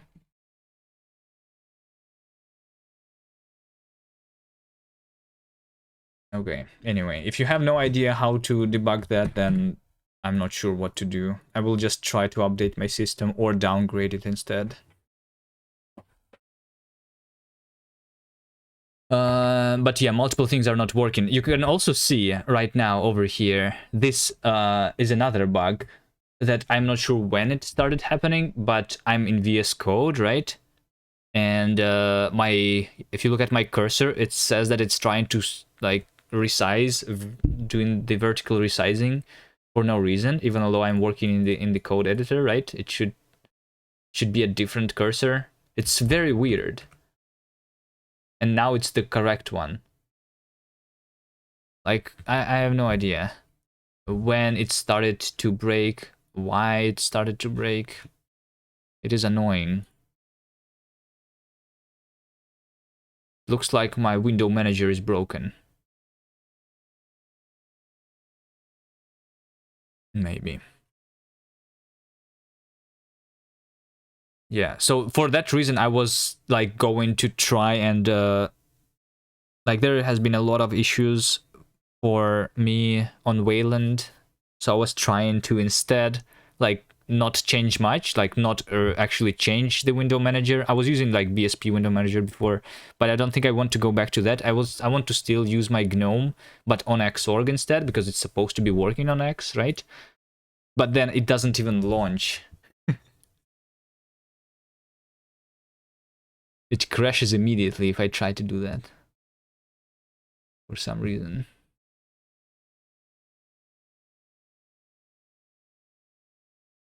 Linux fun, yeah. It is. I still have a Windows installation on this PC. Maybe I just reboot into my Windows. Like,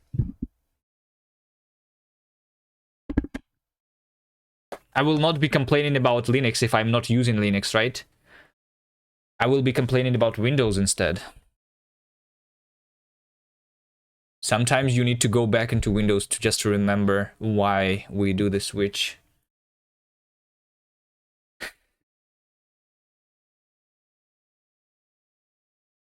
All right.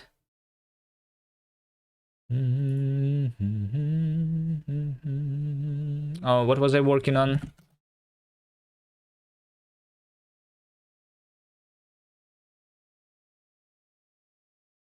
Is the stuff that I was working on even working? Loading state. Wait, hold on. Hold on. I'm loading self. So this is something that I want to run. This run. Await. This returns the state that I am going to return from this function. But after a loading screen, before running this, I want to also do a transition, I'm pretty sure. So we do state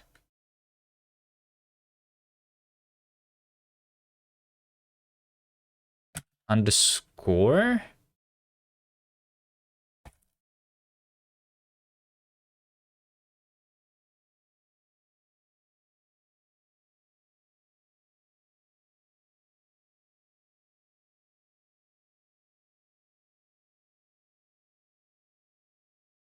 Sorry to derail. It's okay, it's okay. Being distracted by chat is my favorite part of stream. If I was not being distracted all the time, I would not be streaming, you know?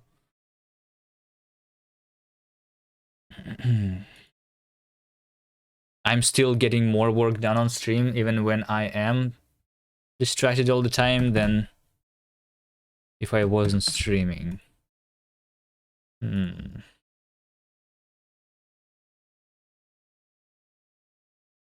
Because if I wasn't streaming, I would be watching some other streamer and wouldn't work on my stuff anyway.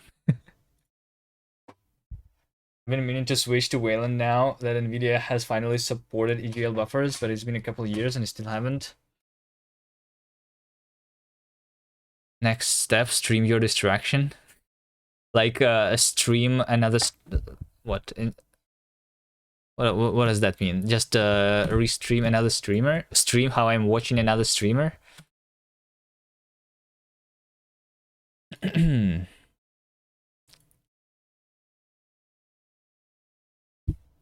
Okay, so what I'm doing here, so we are changing the level, right? We are stepping on the on little arrow on our level selection, and this means that we need to switch and change the level. So we are doing a transition into the loading screen in order to load that level, and then after it is loaded, we need to do another transition into actually us playing the game. So we do another transition. We're transitioning from this loading state that we had into this running. Hey Gorley, thank you for the raid. I appreciate it. How was your stream? What VS Code section do you have to get confetti? Yes, it's power mode.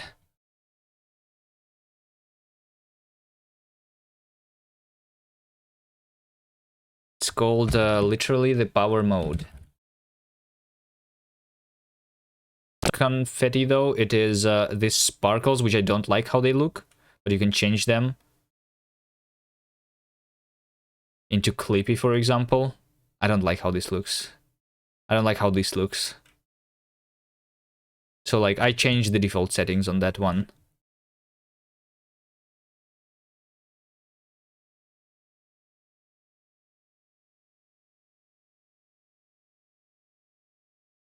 Okay, so over here we need to specify the transitional effect, which is going to be the same exact transition. So we're going to just call the same closure again. All right. And then this is what we actually return finally. Which means that this must be mutable.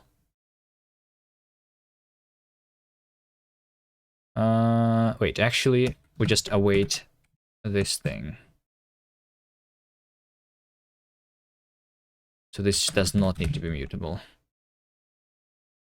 Reminds me of Plasma back 20 years ago when compositing was new, had windows burst into flames on close. I have that too, but for that we can have so there's an extension that I have installed. You can see the animation on like closing and opening windows. The extension is called Burn My Windows. So by default, it is literally the burn effect. This one, right? I just think it is a little too much. So instead I'm using this TV effect. But there is other things that you can do. It's not enough. You want me to change this to something else? Okay, what do you want me to change this? Here's a bunch of different variations.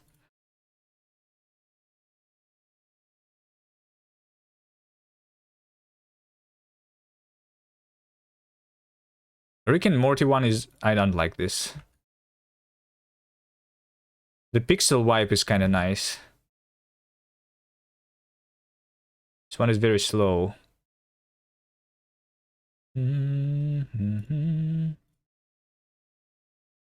This one is similar to mine. Maybe I do this one instead.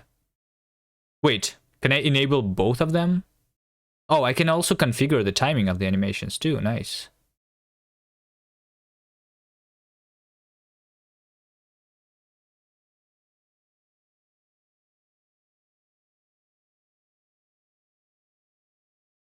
This one is also pretty cool.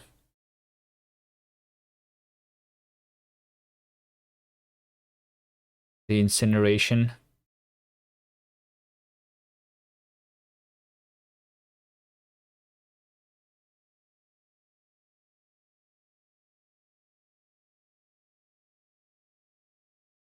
It would be cool if I could write my own shader for this stuff, though. Instead of just, like... I mean, I probably can, but it's not super easy, probably. It's just writing something like in the Shader Toy website. But yeah. Let's keep this one for now.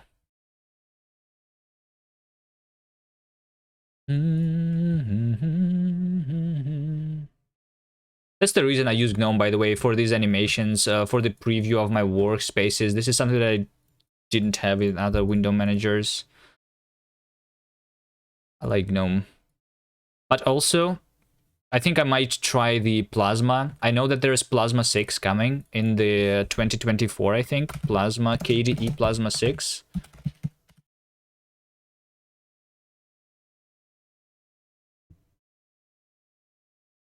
This will be released in early February in 2024. Might want to actually try KDE.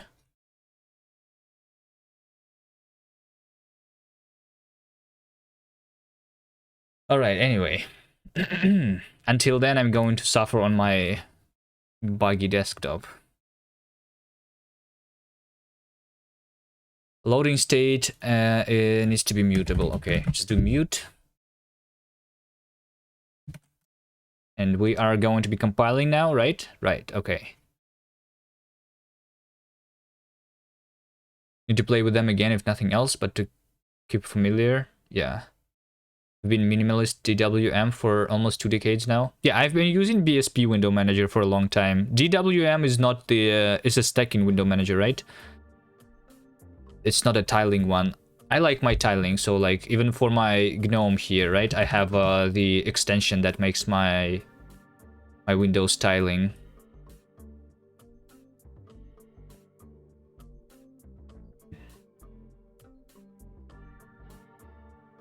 New start screen. Yeah, we added this new start screen purely a couple days ago. These buttons, they are not working yet. We have the play, and then we have these loading screens. And then over here, when I'm on over this arrow, this is what I was just working on. So we already did that. But the actual difference is that now if I press escape, I go back into the main menu, and that was not happening before. Okay, so this is me literally fixing this issue number 183.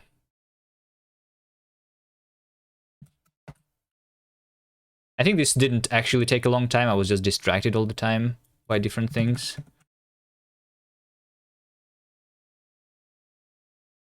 Stayed with the side buttons and arrow, I see. Maybe we will delete them, but for now, it's okay. It's not too bad. We're going to improve the look of the main menu over time, and of the other things. Like right now, I have improved a little bit of this selection screen, right? What is the next thing that I want to work on? Level selection levels. Player initial position should be depending on where they came from. So, okay, here it is. So we are in the level selection over here, right? We start at the world 1 at the initial location, and then when I'm going over here into the world 2, we're sliding from the left, and I think I should spawn the player on this arrow, literally, right? Wait, hold on. So how should this work? Davey, are you here? How should this work? Like, here's the problem that we try to fix. If I go back to world 1 here by pressing enter, then I'm spawning again at the very initial position, which should not happen, right? Because we should like be coming from this direction. Should I spawn on this tile exactly, or on the tile on the left? The easiest thing for me would be to actually spawn the player on this arrow.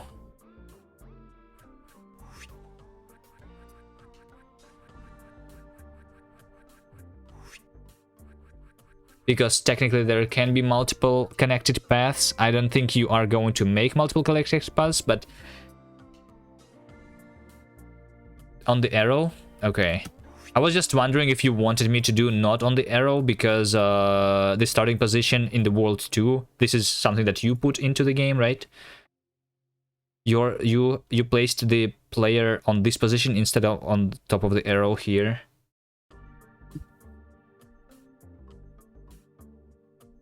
Maybe because you couldn't. Because you couldn't, yeah. Because it would replace the inner level, right? It would delete this thing. Okay. So we actually want to start here.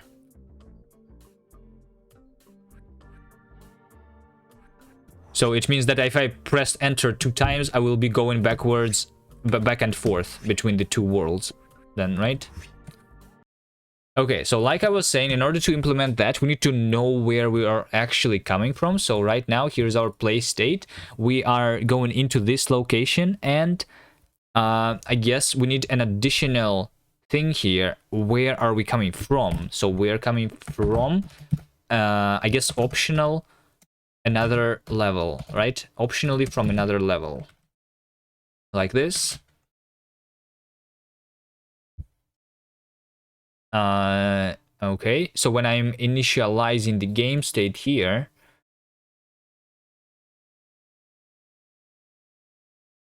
when I'm initializing the game state, I should teleport, like, what's the logic here? Like, actually, we should only teleport if what? What's the if here?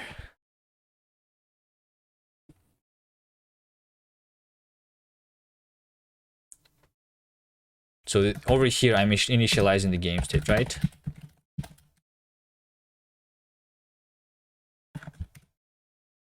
And we have state entities.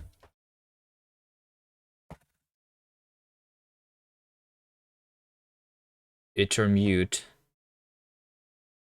Find. I guess filter, maybe? I don't know, find. Because, like, technically nothing stops you right now from creating a level with multiple level selectors, right? Like, I can hard code teleportation because I'm going to find the only one. But, I don't know. Let's start with that, and then later maybe we change it to something. If I request push-ups, can you do it slowly? How slow do you want me to do it? Wait, what? That's a weird request. How slowly do you want me to do the push-ups? And why? I mean, I can, I guess.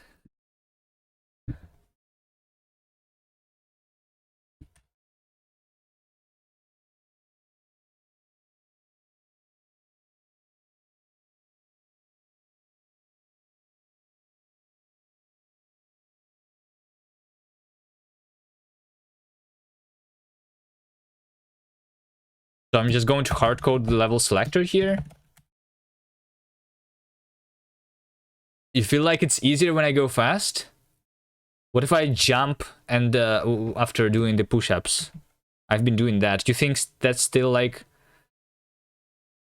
Alright. I was also going to like try doing the push-ups on just one hand, but I don't think I can do that. I don't think I can do that. Clamp jump is easy though, because I have been doing that multiple times now. I mean, I can try the slow, but I think the slow one is still easier than the clamp push-ups, right? Shall I try climbing behind your back? Wait, what? That's impossible. You want me to... I'm going to hurt myself. I think this is against Twitch TOS. Like hurting yourself on stream, you know? I should not be doing that. Okay, Rinks, which way do you want me to do it? You can do that? Okay. Well, maybe I can do it too then. It's just like, I'm not as flexible as you are because I'm older, right? Like, it's not very easy for me to even move my hands behind my back to do the clap without doing the push-ups. You have to be fast? Okay. Okay, hold on. Let's see.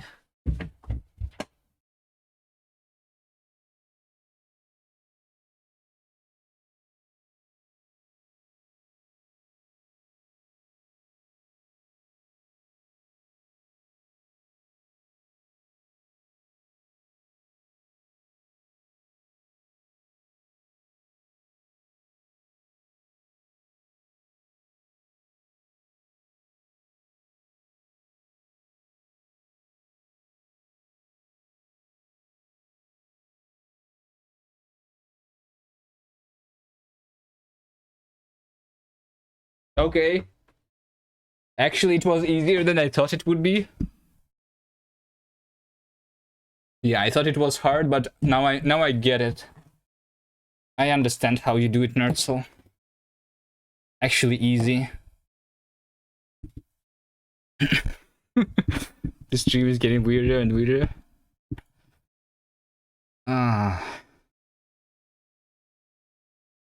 Now while jumping. Do I have to do the push-ups at the same time, or is it just jumping?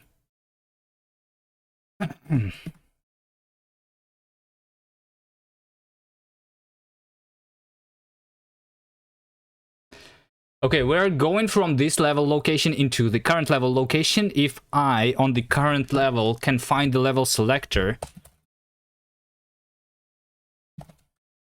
then we're going to teleport this level selector into a different place. If we can find the place to teleport to, right? So if we are coming from somewhere, and that somewhere exists on the current level, I think, right? So if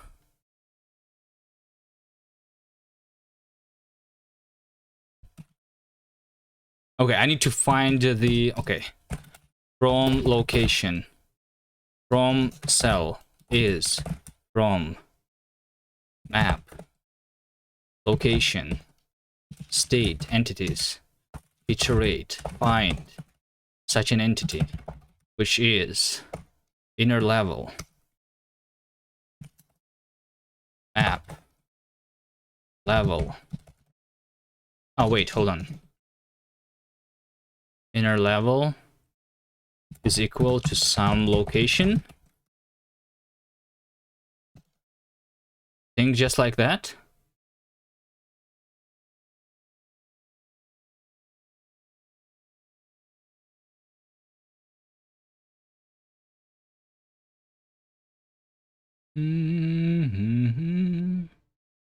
Step constructed contains this. Wait, hold on. What is wrong?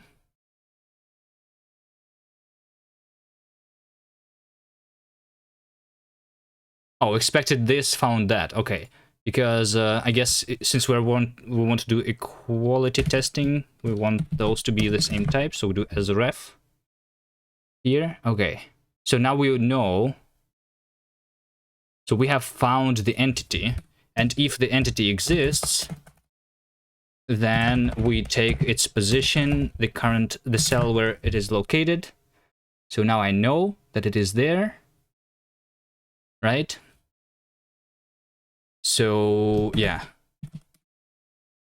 if the location has been found and if the level selector has been found, then we just change the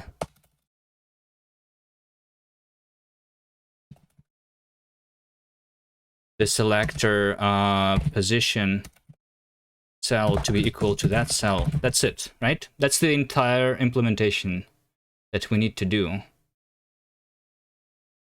Expected this, found that. Wait, hold on. This is optional. Oh, this is option. Okay, I need to know not a map, but and then here.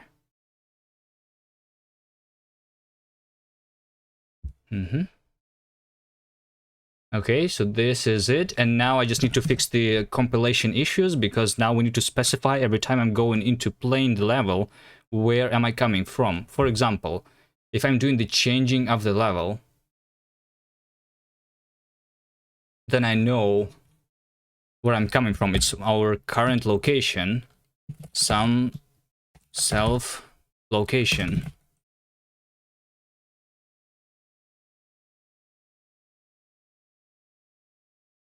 All right. If I'm going into the inner level, it is also going to be some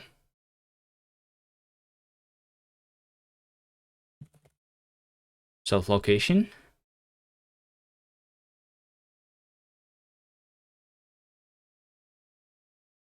Actually, for inner levels, it's going to be none, because we only want that for moving between the worlds. And then this is when we're hitting the play button on the main menu. We just start at the position that Davey puts in the level editor. So it can be anywhere.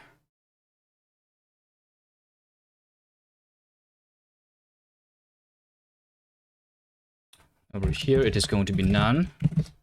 So when Davey's working in the level editor and then he starts playing that level, we come from nowhere.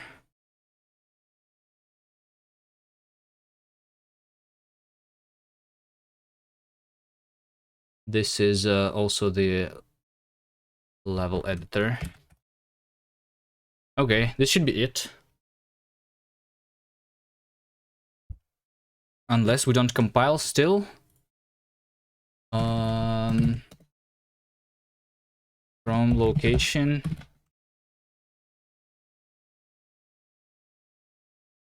Because I moved out of self here.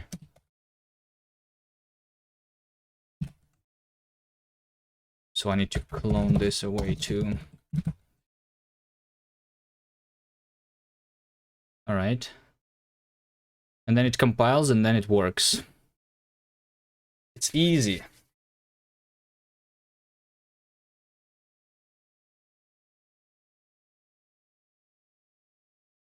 I love how when it actually works out like this in Rust, you know, you like change some API to introduce a new feature, you just then fix the compilation issues and then it just works. And then we break. Hold on. I think I broke something though.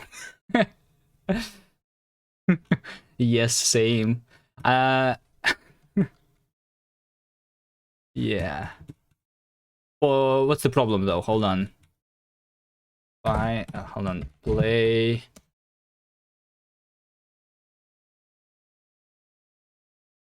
I think I changed all the players' location for something reason, or what actually happened there?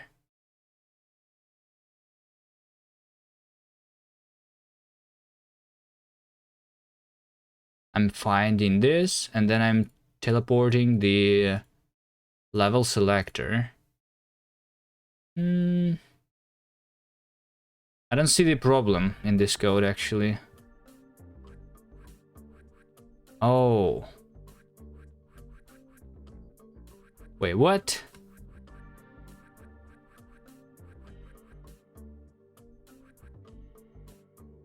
What if I go into the editor?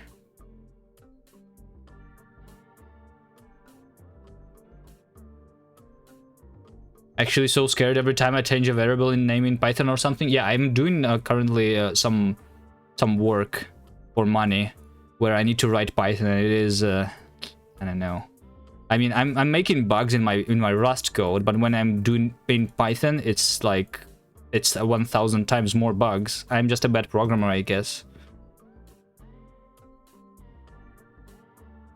Level selector here. Yeah, something is definitely weird here. Money, what's that?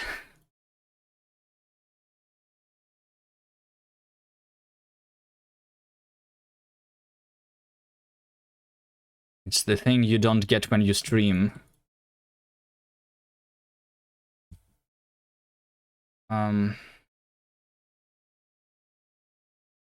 Anyone sees the problem here? This is the only changed stuff. So we are finding the from cell. This is just me finding the stuff, and I'm literally only teleporting the level selector, right?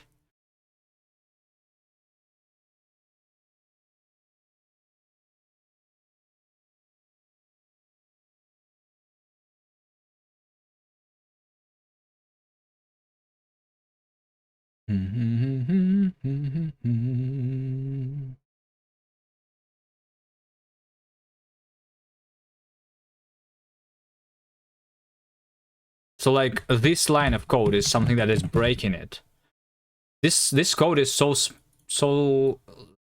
short though. I was pretty sure it is correct. Let's see. Entities, iterate, find. Oh wait, I know what it is. I actually remember.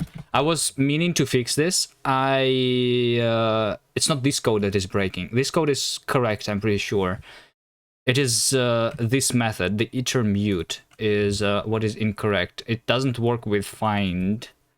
because when I drop the iterator, it actually doesn't put the entities back the way I implemented the structure. So here's anyone knows maybe a crate that does a similar thing?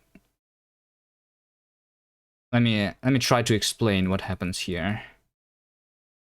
I made a bug that I meant to fix, but I never fixed it.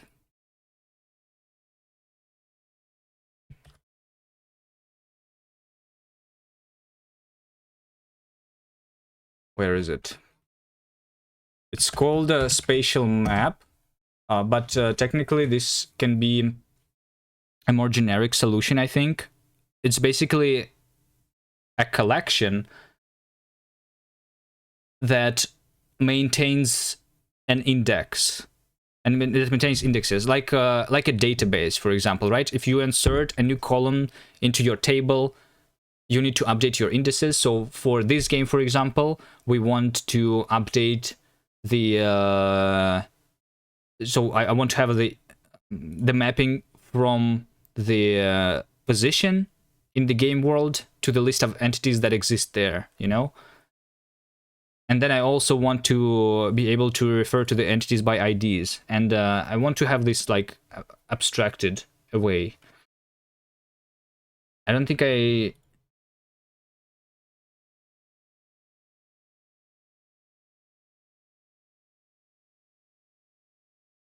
I've seen such grades.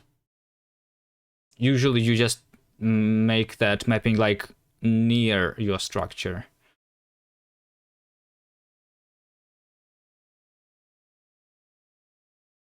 But the way I did that basically is when I'm iterating over all of the elements of my collection, I'm actually removing them from the collection, and then when I'm dropping the references, I'm moving them back into the thing.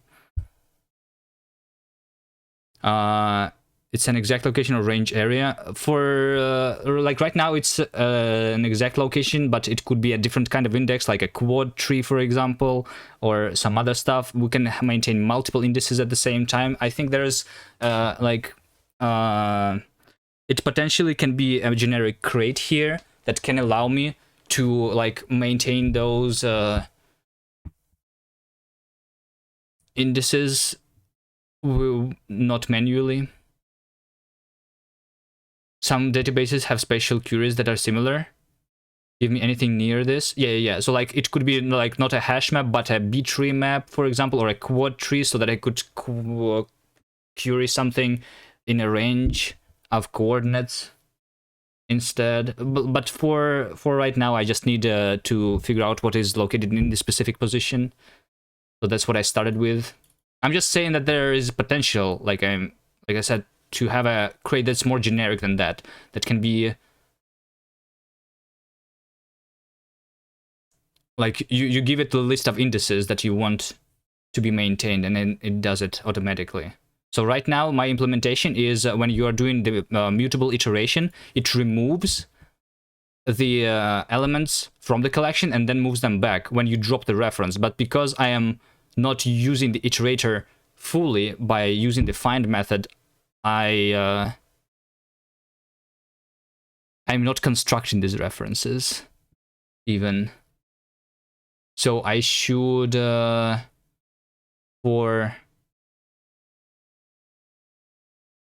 like when this iterator is being dropped, basically the remaining references, because they are not constructed, they will never be put back into the collection. So that's my problem. Made a bug here.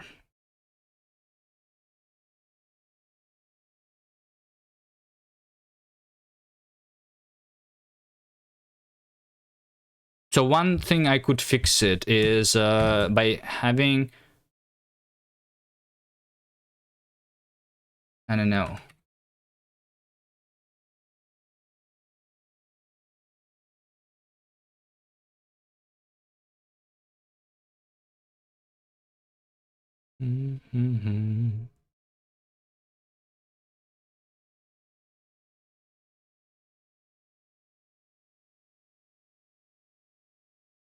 I think I need to just collect these into a vec and then do into iterator here.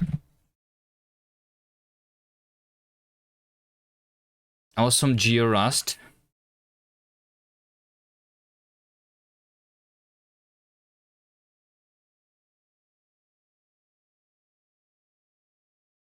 Like, this is geometry specific. I'm just saying a generic solution, like in a database, right? You can just construct your indices using any number of columns, right? So if a field, like, I don't know, basically something that would allow me to specify a function that takes a reference to the element and returns a key to construct the index based on those keys is what I want. So it's not necessarily a geometrical index.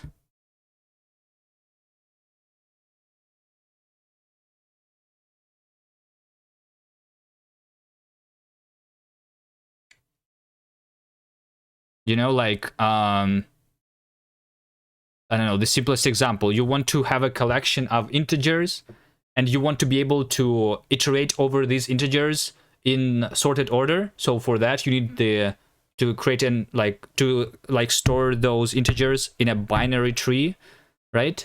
Usually, to make it also efficient. And then also you want to be able to quickly iterate through only those integers that are like even, or only those that are odd, skipping all the others. So for that, you need another kind of index, you know?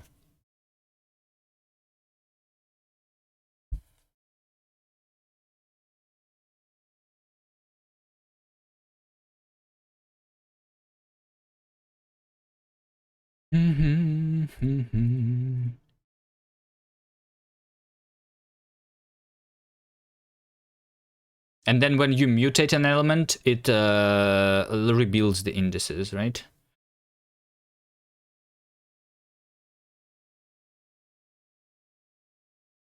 I think this is going to just be it. This way I'm just constructing all the references.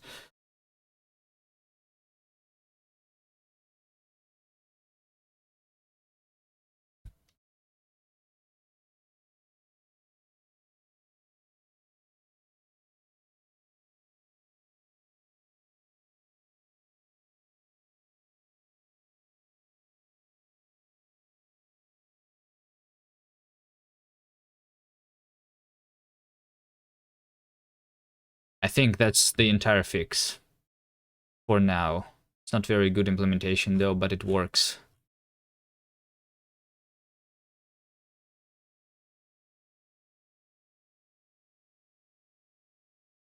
What do you think, Nerdsel? Because, like, were you listening? It's the same idea as I wanted you to have in your ECS library to maintain indices along with your ECS data.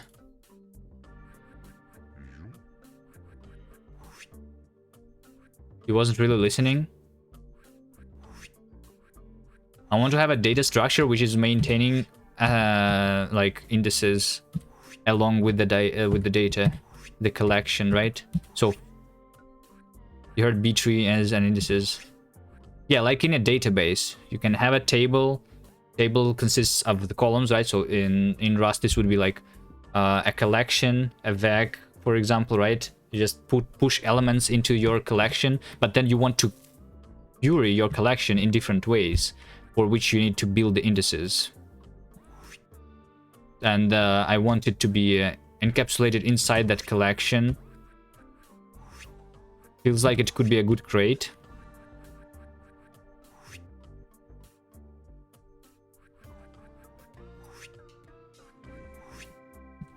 By the way, it works. Look at this. So we go left, we spawn on the right arrow. We go right, we spawn on the left arrow, right? Inside. Yeah, inside, because if it's not inside, if it's on the outside, then it is users, like, I want to not, like, the user, it takes away the work that the user of the library would need to do if it's inside the collection compared to if it's outside. You know, like if you store a graph, you have a list of a list of vertices, and then your list of edges is like completely separated from that. If you change your and your list of edges of the graph is like, I don't know, it's like similar if you have a reference to like if you are referencing into a vec and then you modify the vec, the reference becomes invalidated, right? It's like the same idea. So because your indices, what they are building is they create a mapping from the key into the reference to the value inside the collection. If you modify the collection, if you delete an element from the collection, it should be deleted from the index. If you insert a new entry in the index, should be added. Yes, but I think that's why there should be a structure on top that controls the interactions. So that's how it's working right now in my game, right? It's called a spatial map, which this is just a specific case, right? Which maintains two indices, one index by ID and another index by position, right? So usually when you just have a hash map, it's basically just one index from your key into the value, but I want to maintain two indices, and then I wrap it into a structure, and I want a more generic solution that can so that it's easy for me to add more indices here.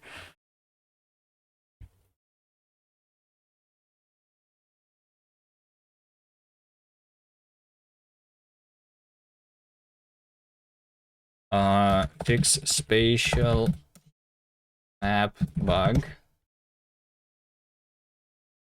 And this was us implementing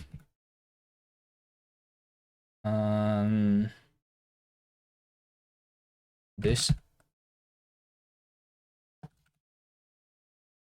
Okay, do we do anything else today? Saving current level position in level selection. This one is not very easy to do, is it? I mean, maybe it is. You think it's not hard to do? What are you talking about? The crate that I'm asking for, or this issue, saving current level position?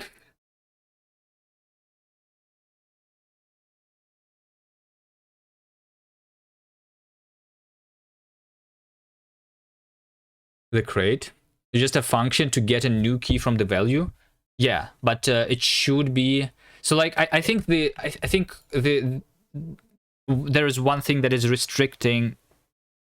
restricted in Rust, in that you cannot have associated traits to traits, which in the case of this crate would be useful, because for some of the indices you want them to be like ordered. For some of them you want like a hash. For some of them you want a quad tree. So I want to specify like a different way to do these indices too. So you want a structure that is a collection that stores multiple possible indexing mechanisms. Yeah, it's a collection which it's a collection plus the indices, and the indices should be like configurable. What do I want to store? Can't you hard code all the ways to do it? Well, there is unlimited ways to do the indexing, right? But yeah, I think with the like associated traits on traits, it would be like you would need to hard code, like in OCaml, right? That's what they have, I think. When you have a module inside a module, that's like the same thing. I'm not sure though. I never used OCaml.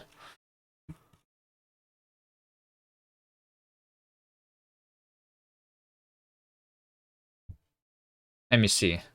What am I talking about here? Play Rustlang. So I want to have basically struct collection, and collection is having the like the values and indices. Let's for now have just one index because we don't have variadic generics too, which is something that also would be cool in Rust. But for now, let's just have one index, right? So this index is something that implementing like the index trait, right? So what is the index trait? The index trait would be having the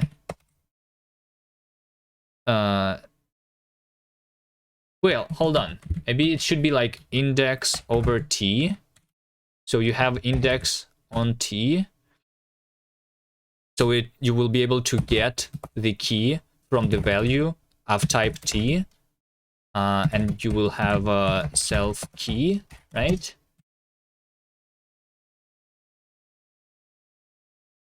And then you want to be able to initialize this. And you want to like something like this is what I'm talking about.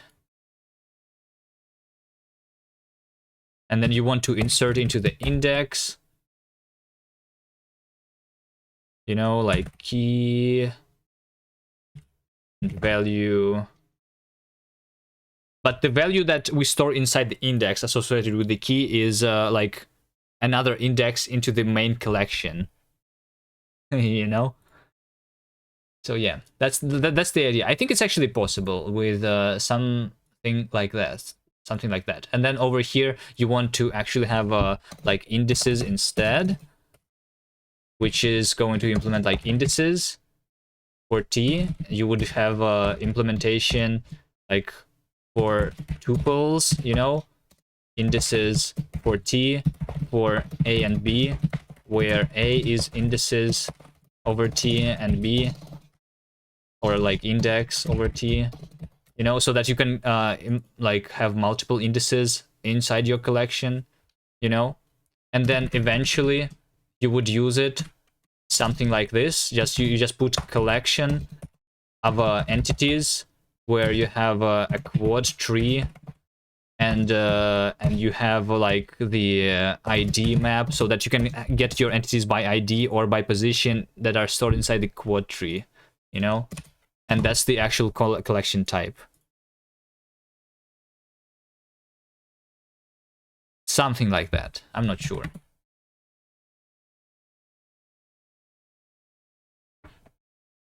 I think the only part about that is I would not be able to have the method on the collection, which is called like get inside this area. I would need like how do I get a reference to a specific index? Anyway, I'm not going to think about that. It's just the idea that I had looks like it would be a good grade.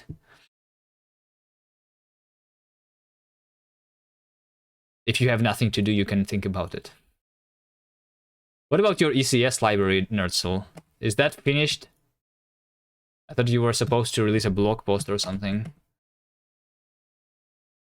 You have plenty to do.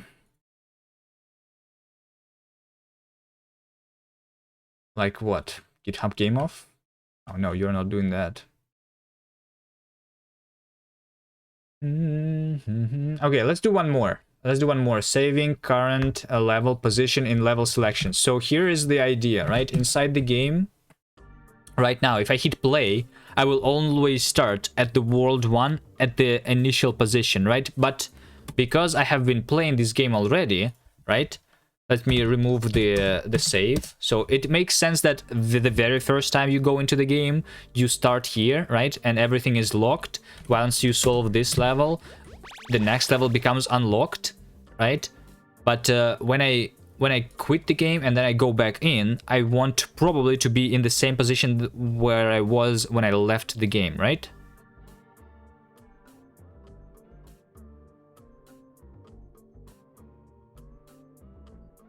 So it literally should just store the current level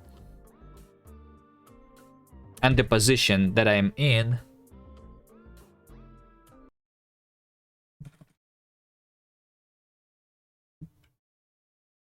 So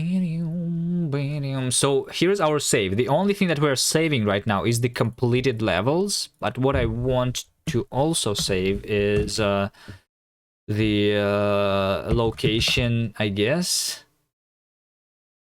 Is going to be optional level location, and then a position inside that level.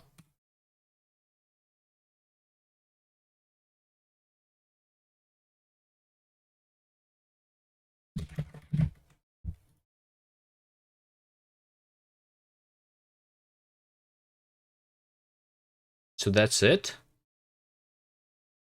Let's see. So when I'm doing the main menu, we are not going to start at the start level anymore. Wait, hold on. So there's two parts here. First is the world that we want to spawn in, and then the position, right? So we have just implemented the place where we need to spawn based on where we came from.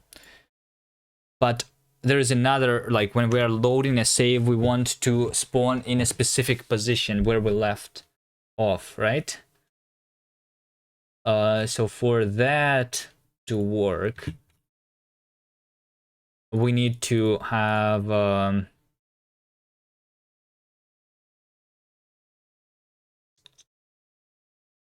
position here, right? Position. I don't know. Let's just call this teleport to optional cell. You know? So I'm teleporting the level selector into this cell, which is where we came from. But I guess the way we are teleporting to is either where we came from, or if we didn't came from somewhere, then we're using this argument.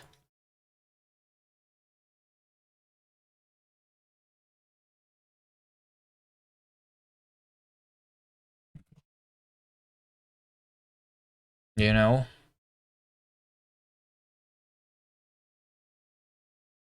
Started with Rust today, and you have to admit that I find the syntax a bit intimidating. Well, the syntax is holding a lot of information inside of it. What I find intimidating is the lack of that information in other programming languages, which makes it those other programming languages harder to use. Let's see in 20 hours later. I think it might require more than 20 hours. Red Centaur. I'm not sure what languages you are used to. Rust has been, like, Rust is one of the harder languages to learn.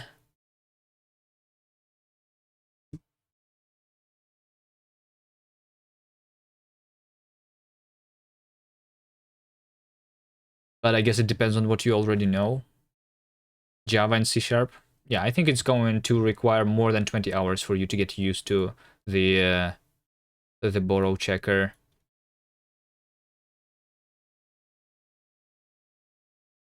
And to the way you structure your programs.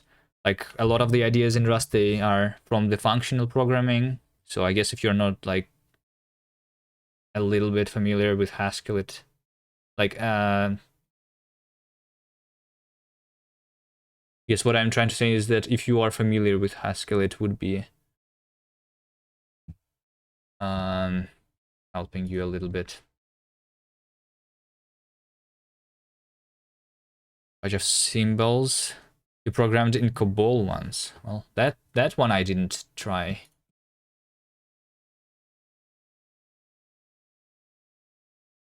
"20 hours later, you'll be fighting the borrow checker most likely." Yeah, and then like figuring out how to not fight the borrow checker is requiring a lot of time, but I think it's worth it.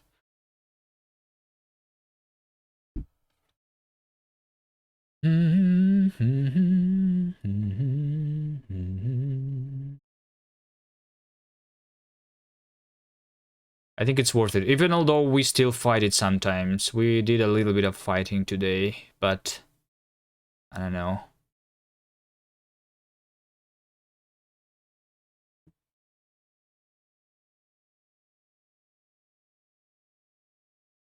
My advice for you would be to not going into async though, for as long as you can. Because that complicates things 1,000 times more.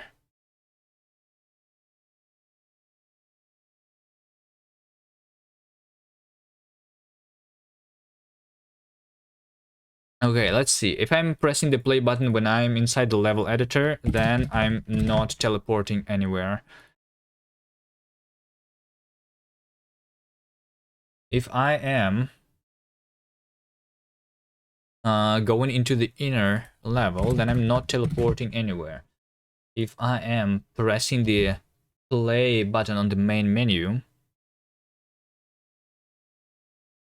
yeah, I'm just saying that it should not, depending on what you're trying to make. Because like Tokyo is like the popular thing, and Tokyo is async stuff. You just don't, I think.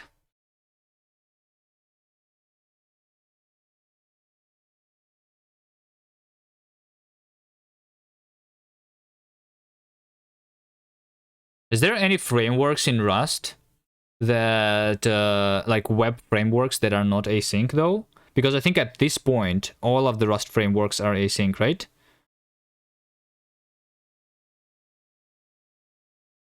Actix Web is async. That's the one that I tried. I'm pretty sure all of them are async at this point.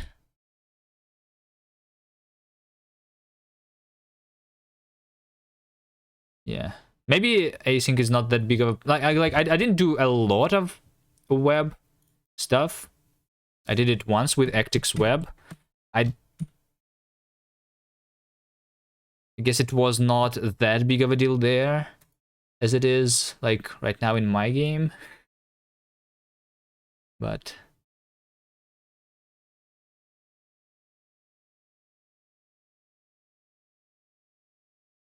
the thing is, yeah, if you need blocking stuff, you will crash async very soon, passing through STD threads.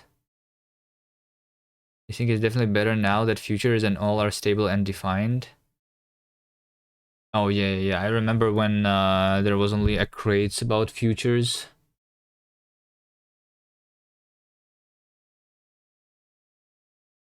And you needed to like you didn't have async await syntax. You had to do .map on your futures.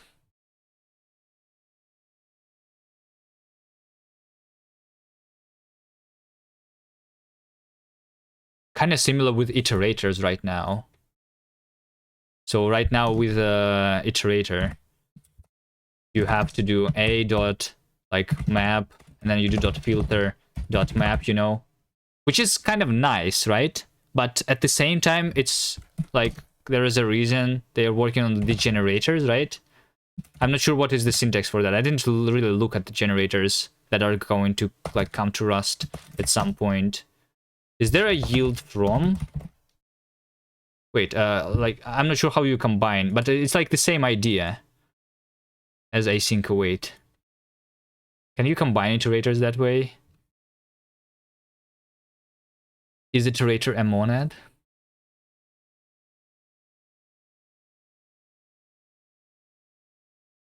Well, I mean, yes. In Haskell, it is the list. The list implements the monad. Pretty sure, right? That's in the book. One of the examples that they give, like the maybe and the list.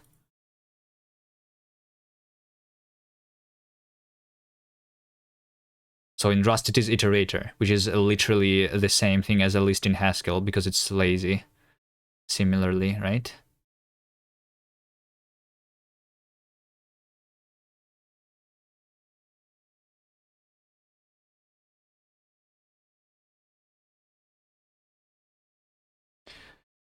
This function takes 5 arguments. Okay, this is me pressing the play button. Okay, so over here I need to load the save. Okay.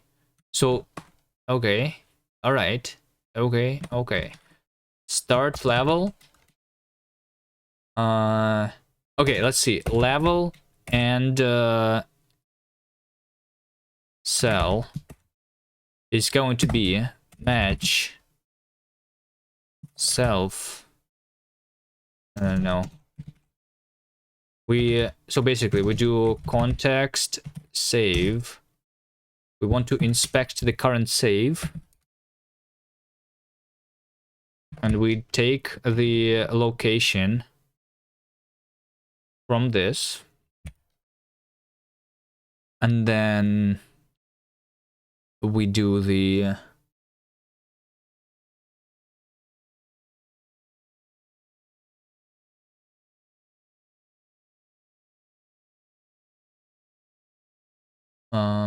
I guess we do a match here.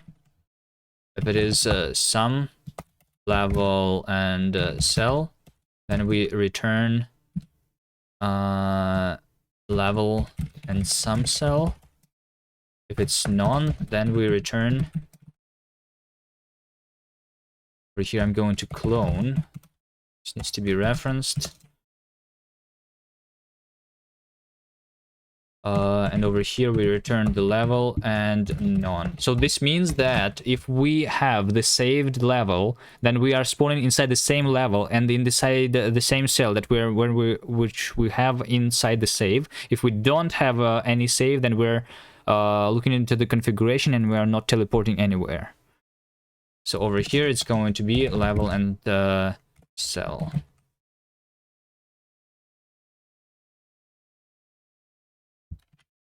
Something else.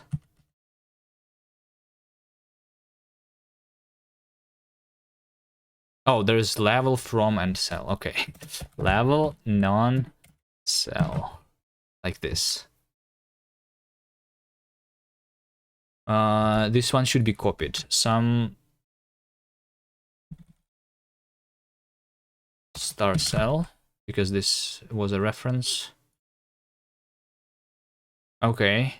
And now so now that I have been loading this save, I just need to store into the save my current location, which should not be that hard. When should the save actually happen? Should it happen on the on every move, or should it happen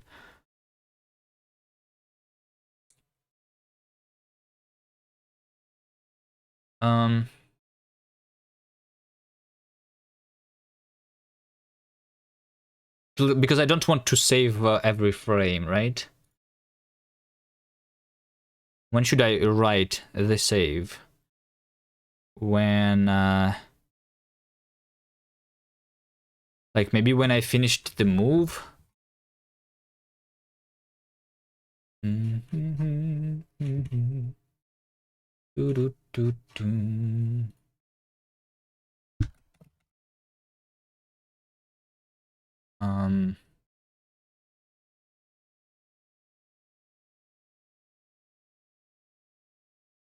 Over here we have the events.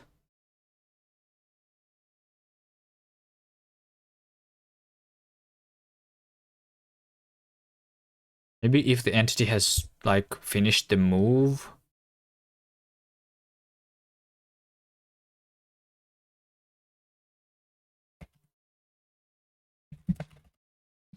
So here's all the games that we have. Move ended. Maybe I do move ended entity. And then over here I say if state entities get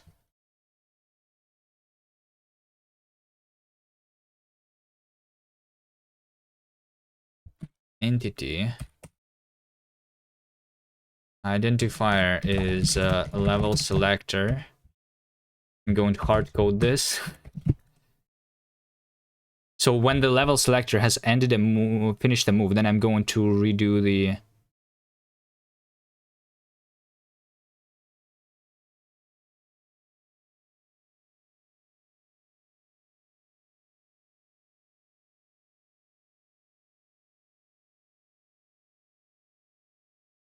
I don't know, let's just do self dot save location. So I'm going to save the location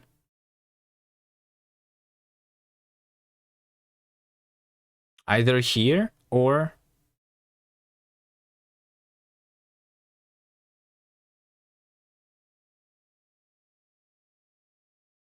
Or when I'm going.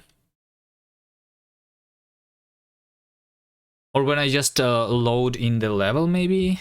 After I do the teleport, after I like move through the arrow. Anyway, save location is a pretty simple thing. It is just self context.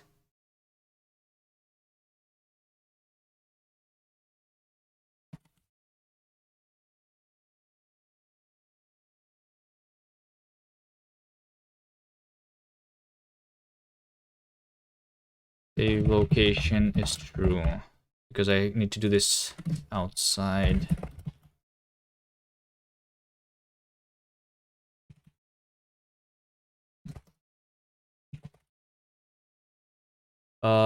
So self save. We are going to modify the save. And we're going to say that location is equal to some self location clone and the cell that we're located in. But that only is going to be there if we have the level selector, right? So let some cell be self we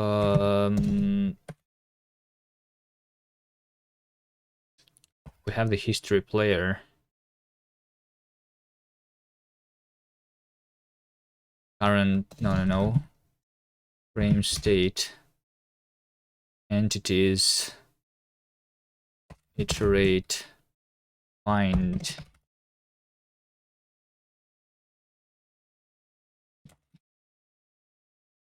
Level selector. I should not be hard coding this, but how do I not hard code this? I'm not sure yet.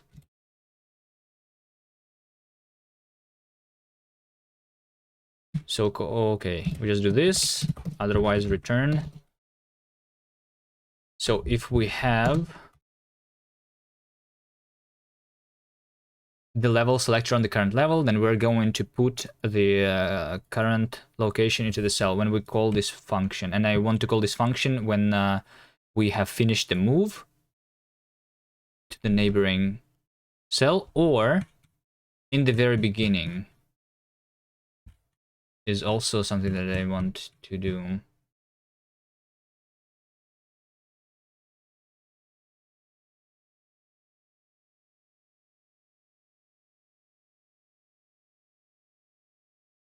You know what? Let's make this easier.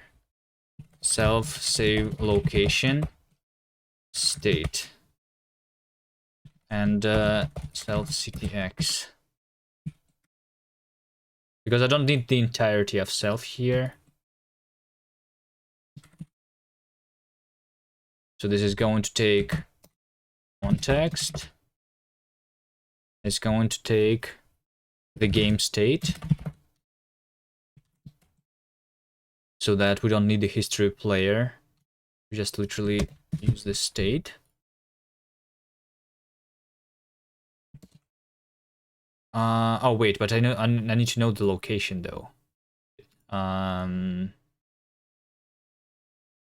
Which is not stored inside the game state technically. Okay, location, level location. Fine, we just do this. Self location. All right. So then, when I'm constructing the game state, in order to teleport into it over here, we are doing the initialization of the game state, right? And literally, I have this here, re-init.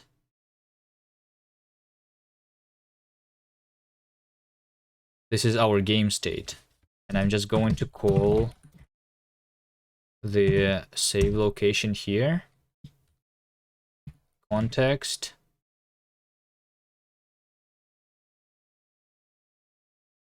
Location state. Literally just like this.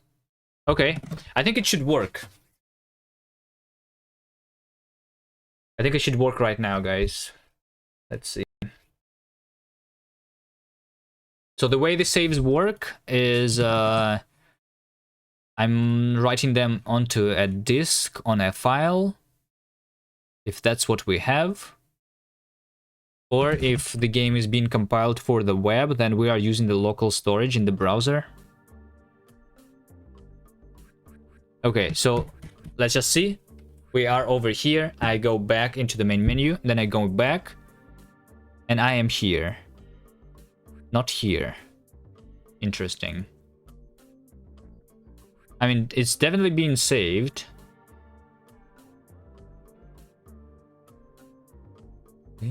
I think... wait, hold on.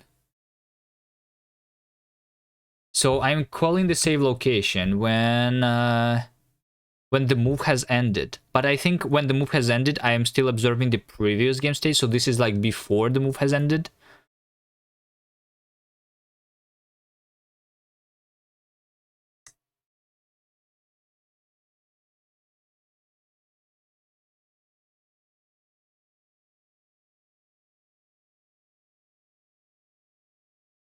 Let's not do the state then. Let's just say location and cell.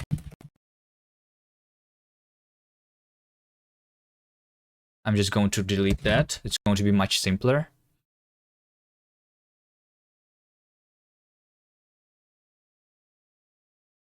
Which means that I probably will just inline it actually.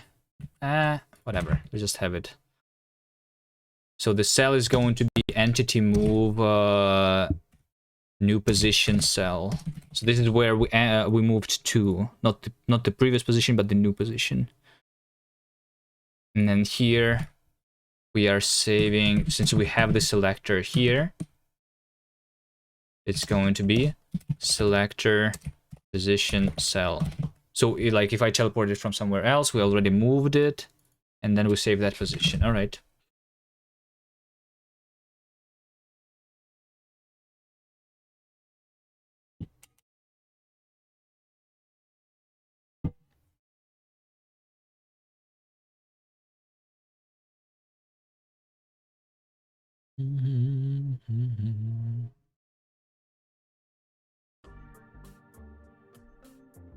Okay, I move right, I go back, I go in, and then I'm here. All right. Let's see this. Go back in. All right, I'm here. Looks like it's working.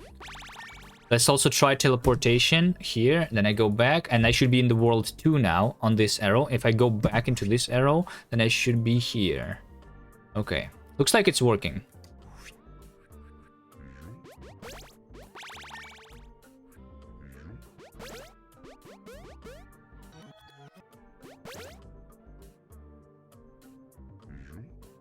This level is impossible right now, because we changed the jump mechanic. Were you here yesterday, Nerdcell, when I was changing the jump mechanics? There's so much things that are possible now. I can't wait for the new Davy's levels. Is Davy working on the new levels right now?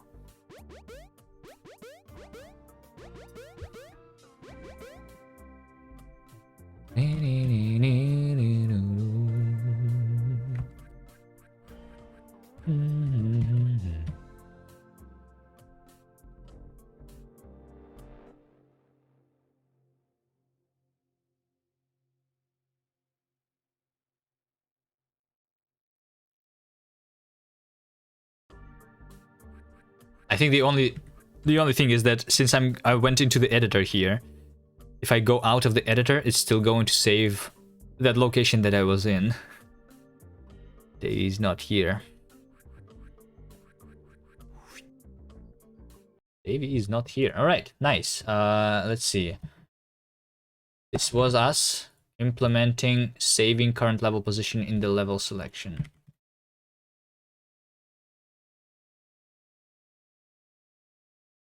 Okay. Do I do any more work today? How lazy am I feeling? Let's take a look at the list of issues. Let's push, you know, so that those are becoming closed.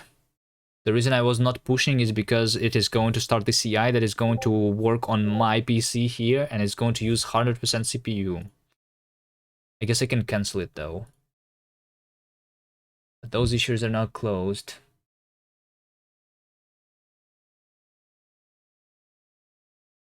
Let me stop the pipeline so that the stream doesn't lag.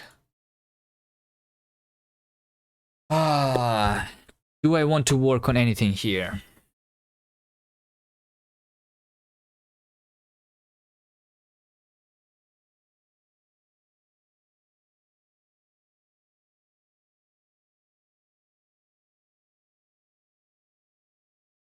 So inside this level selection, we want to be able to have mouse control so that we can click on the level instead of using left, right, like arrow keys to move around.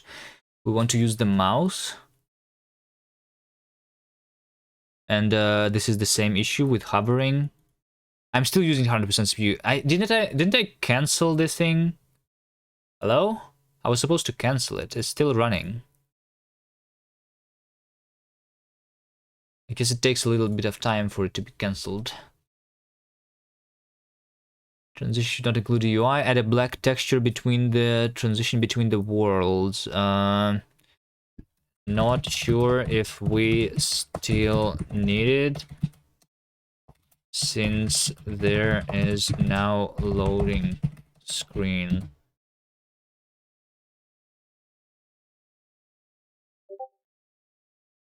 Okay. So yeah, these two issues are about the mouse control on the level selection. This one is what we're working on before. Davey needs to do a little bit of testing to finalize the decision here, but I think the way it works right now is how it should be. A lot of these issues are assigned to Davey.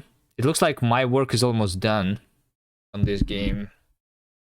I mean, we need to start working on the options menu. So we have the main menu. I need to, by the way, as to about the main menu, I should be able to, I need to redo the main menu so that I can like use arrow keys here, because right now I have to use my mouse to navigate, but I should not. I should write these things down.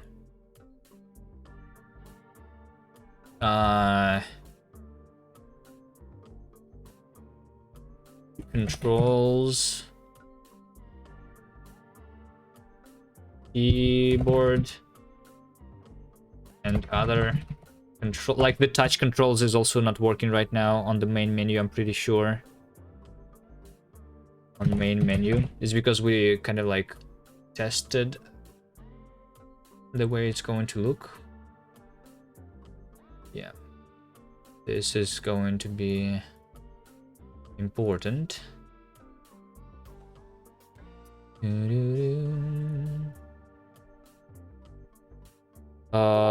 What else do I want?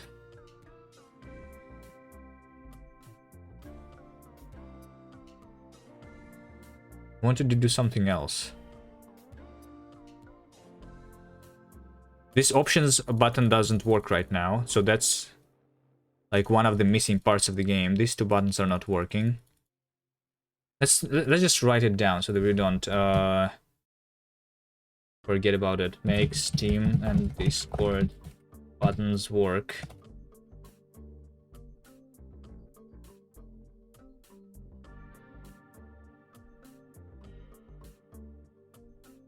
I think I need to add a thing to the engine that so that it's like I can open a link.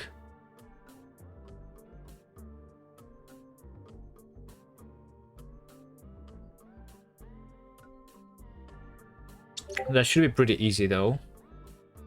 I'm wondering if the open crate just works when you compile it to the WASM, so it works on the web. It doesn't say if this works on the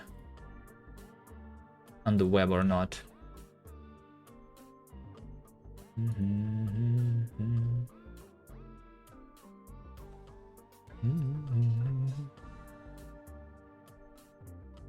They have Mac, Windows, and Linux. So yeah, we also need to support this on Android and on web. So I don't think it's going to be... I'm going to need to use something else for that. Something else. Level editor button. So the level editor is in the game, but we are not going to put that on the initial like demo version that we're going to put out.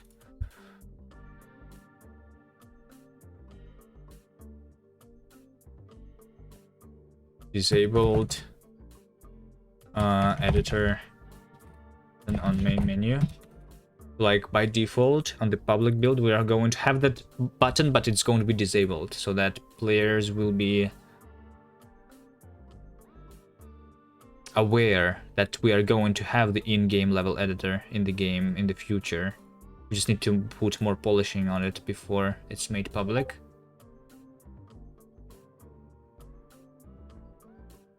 What else? What else?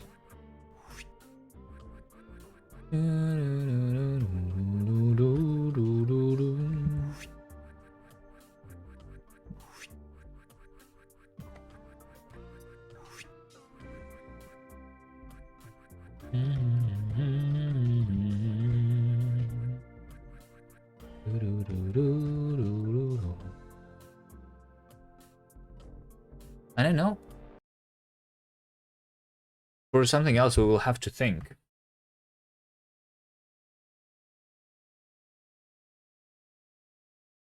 I'm not sure what I'm going to work on right now, which means that I'm just going to end the stream. It's going to be a short stream, but we did progress today. Good progress. We figure out what we do next, and we come back tomorrow. Okay, guys, here is Maxi, who has been streaming longer than me, but is oh wait, hold on, his Rinks is here, and she says thanks for the stream. All right, okay, Bevy, yes, but it looks like Maxi's ending the stream. Okay. All right. Well, Squiggly rings. thanks to Rinks, who is in both chats. Naruto doesn't have a hello. We know about the fact that this stream is ending. All right. What then?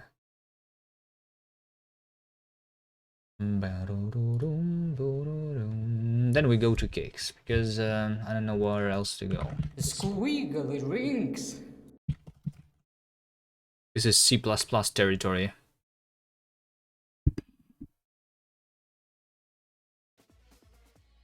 So I have warned you, but it's a cool stream. Naruto doesn't have a hello. So we're going there. Picorli. Hello. Uh-oh. Okay. Picorli. See you guys tomorrow. Hello. Bye.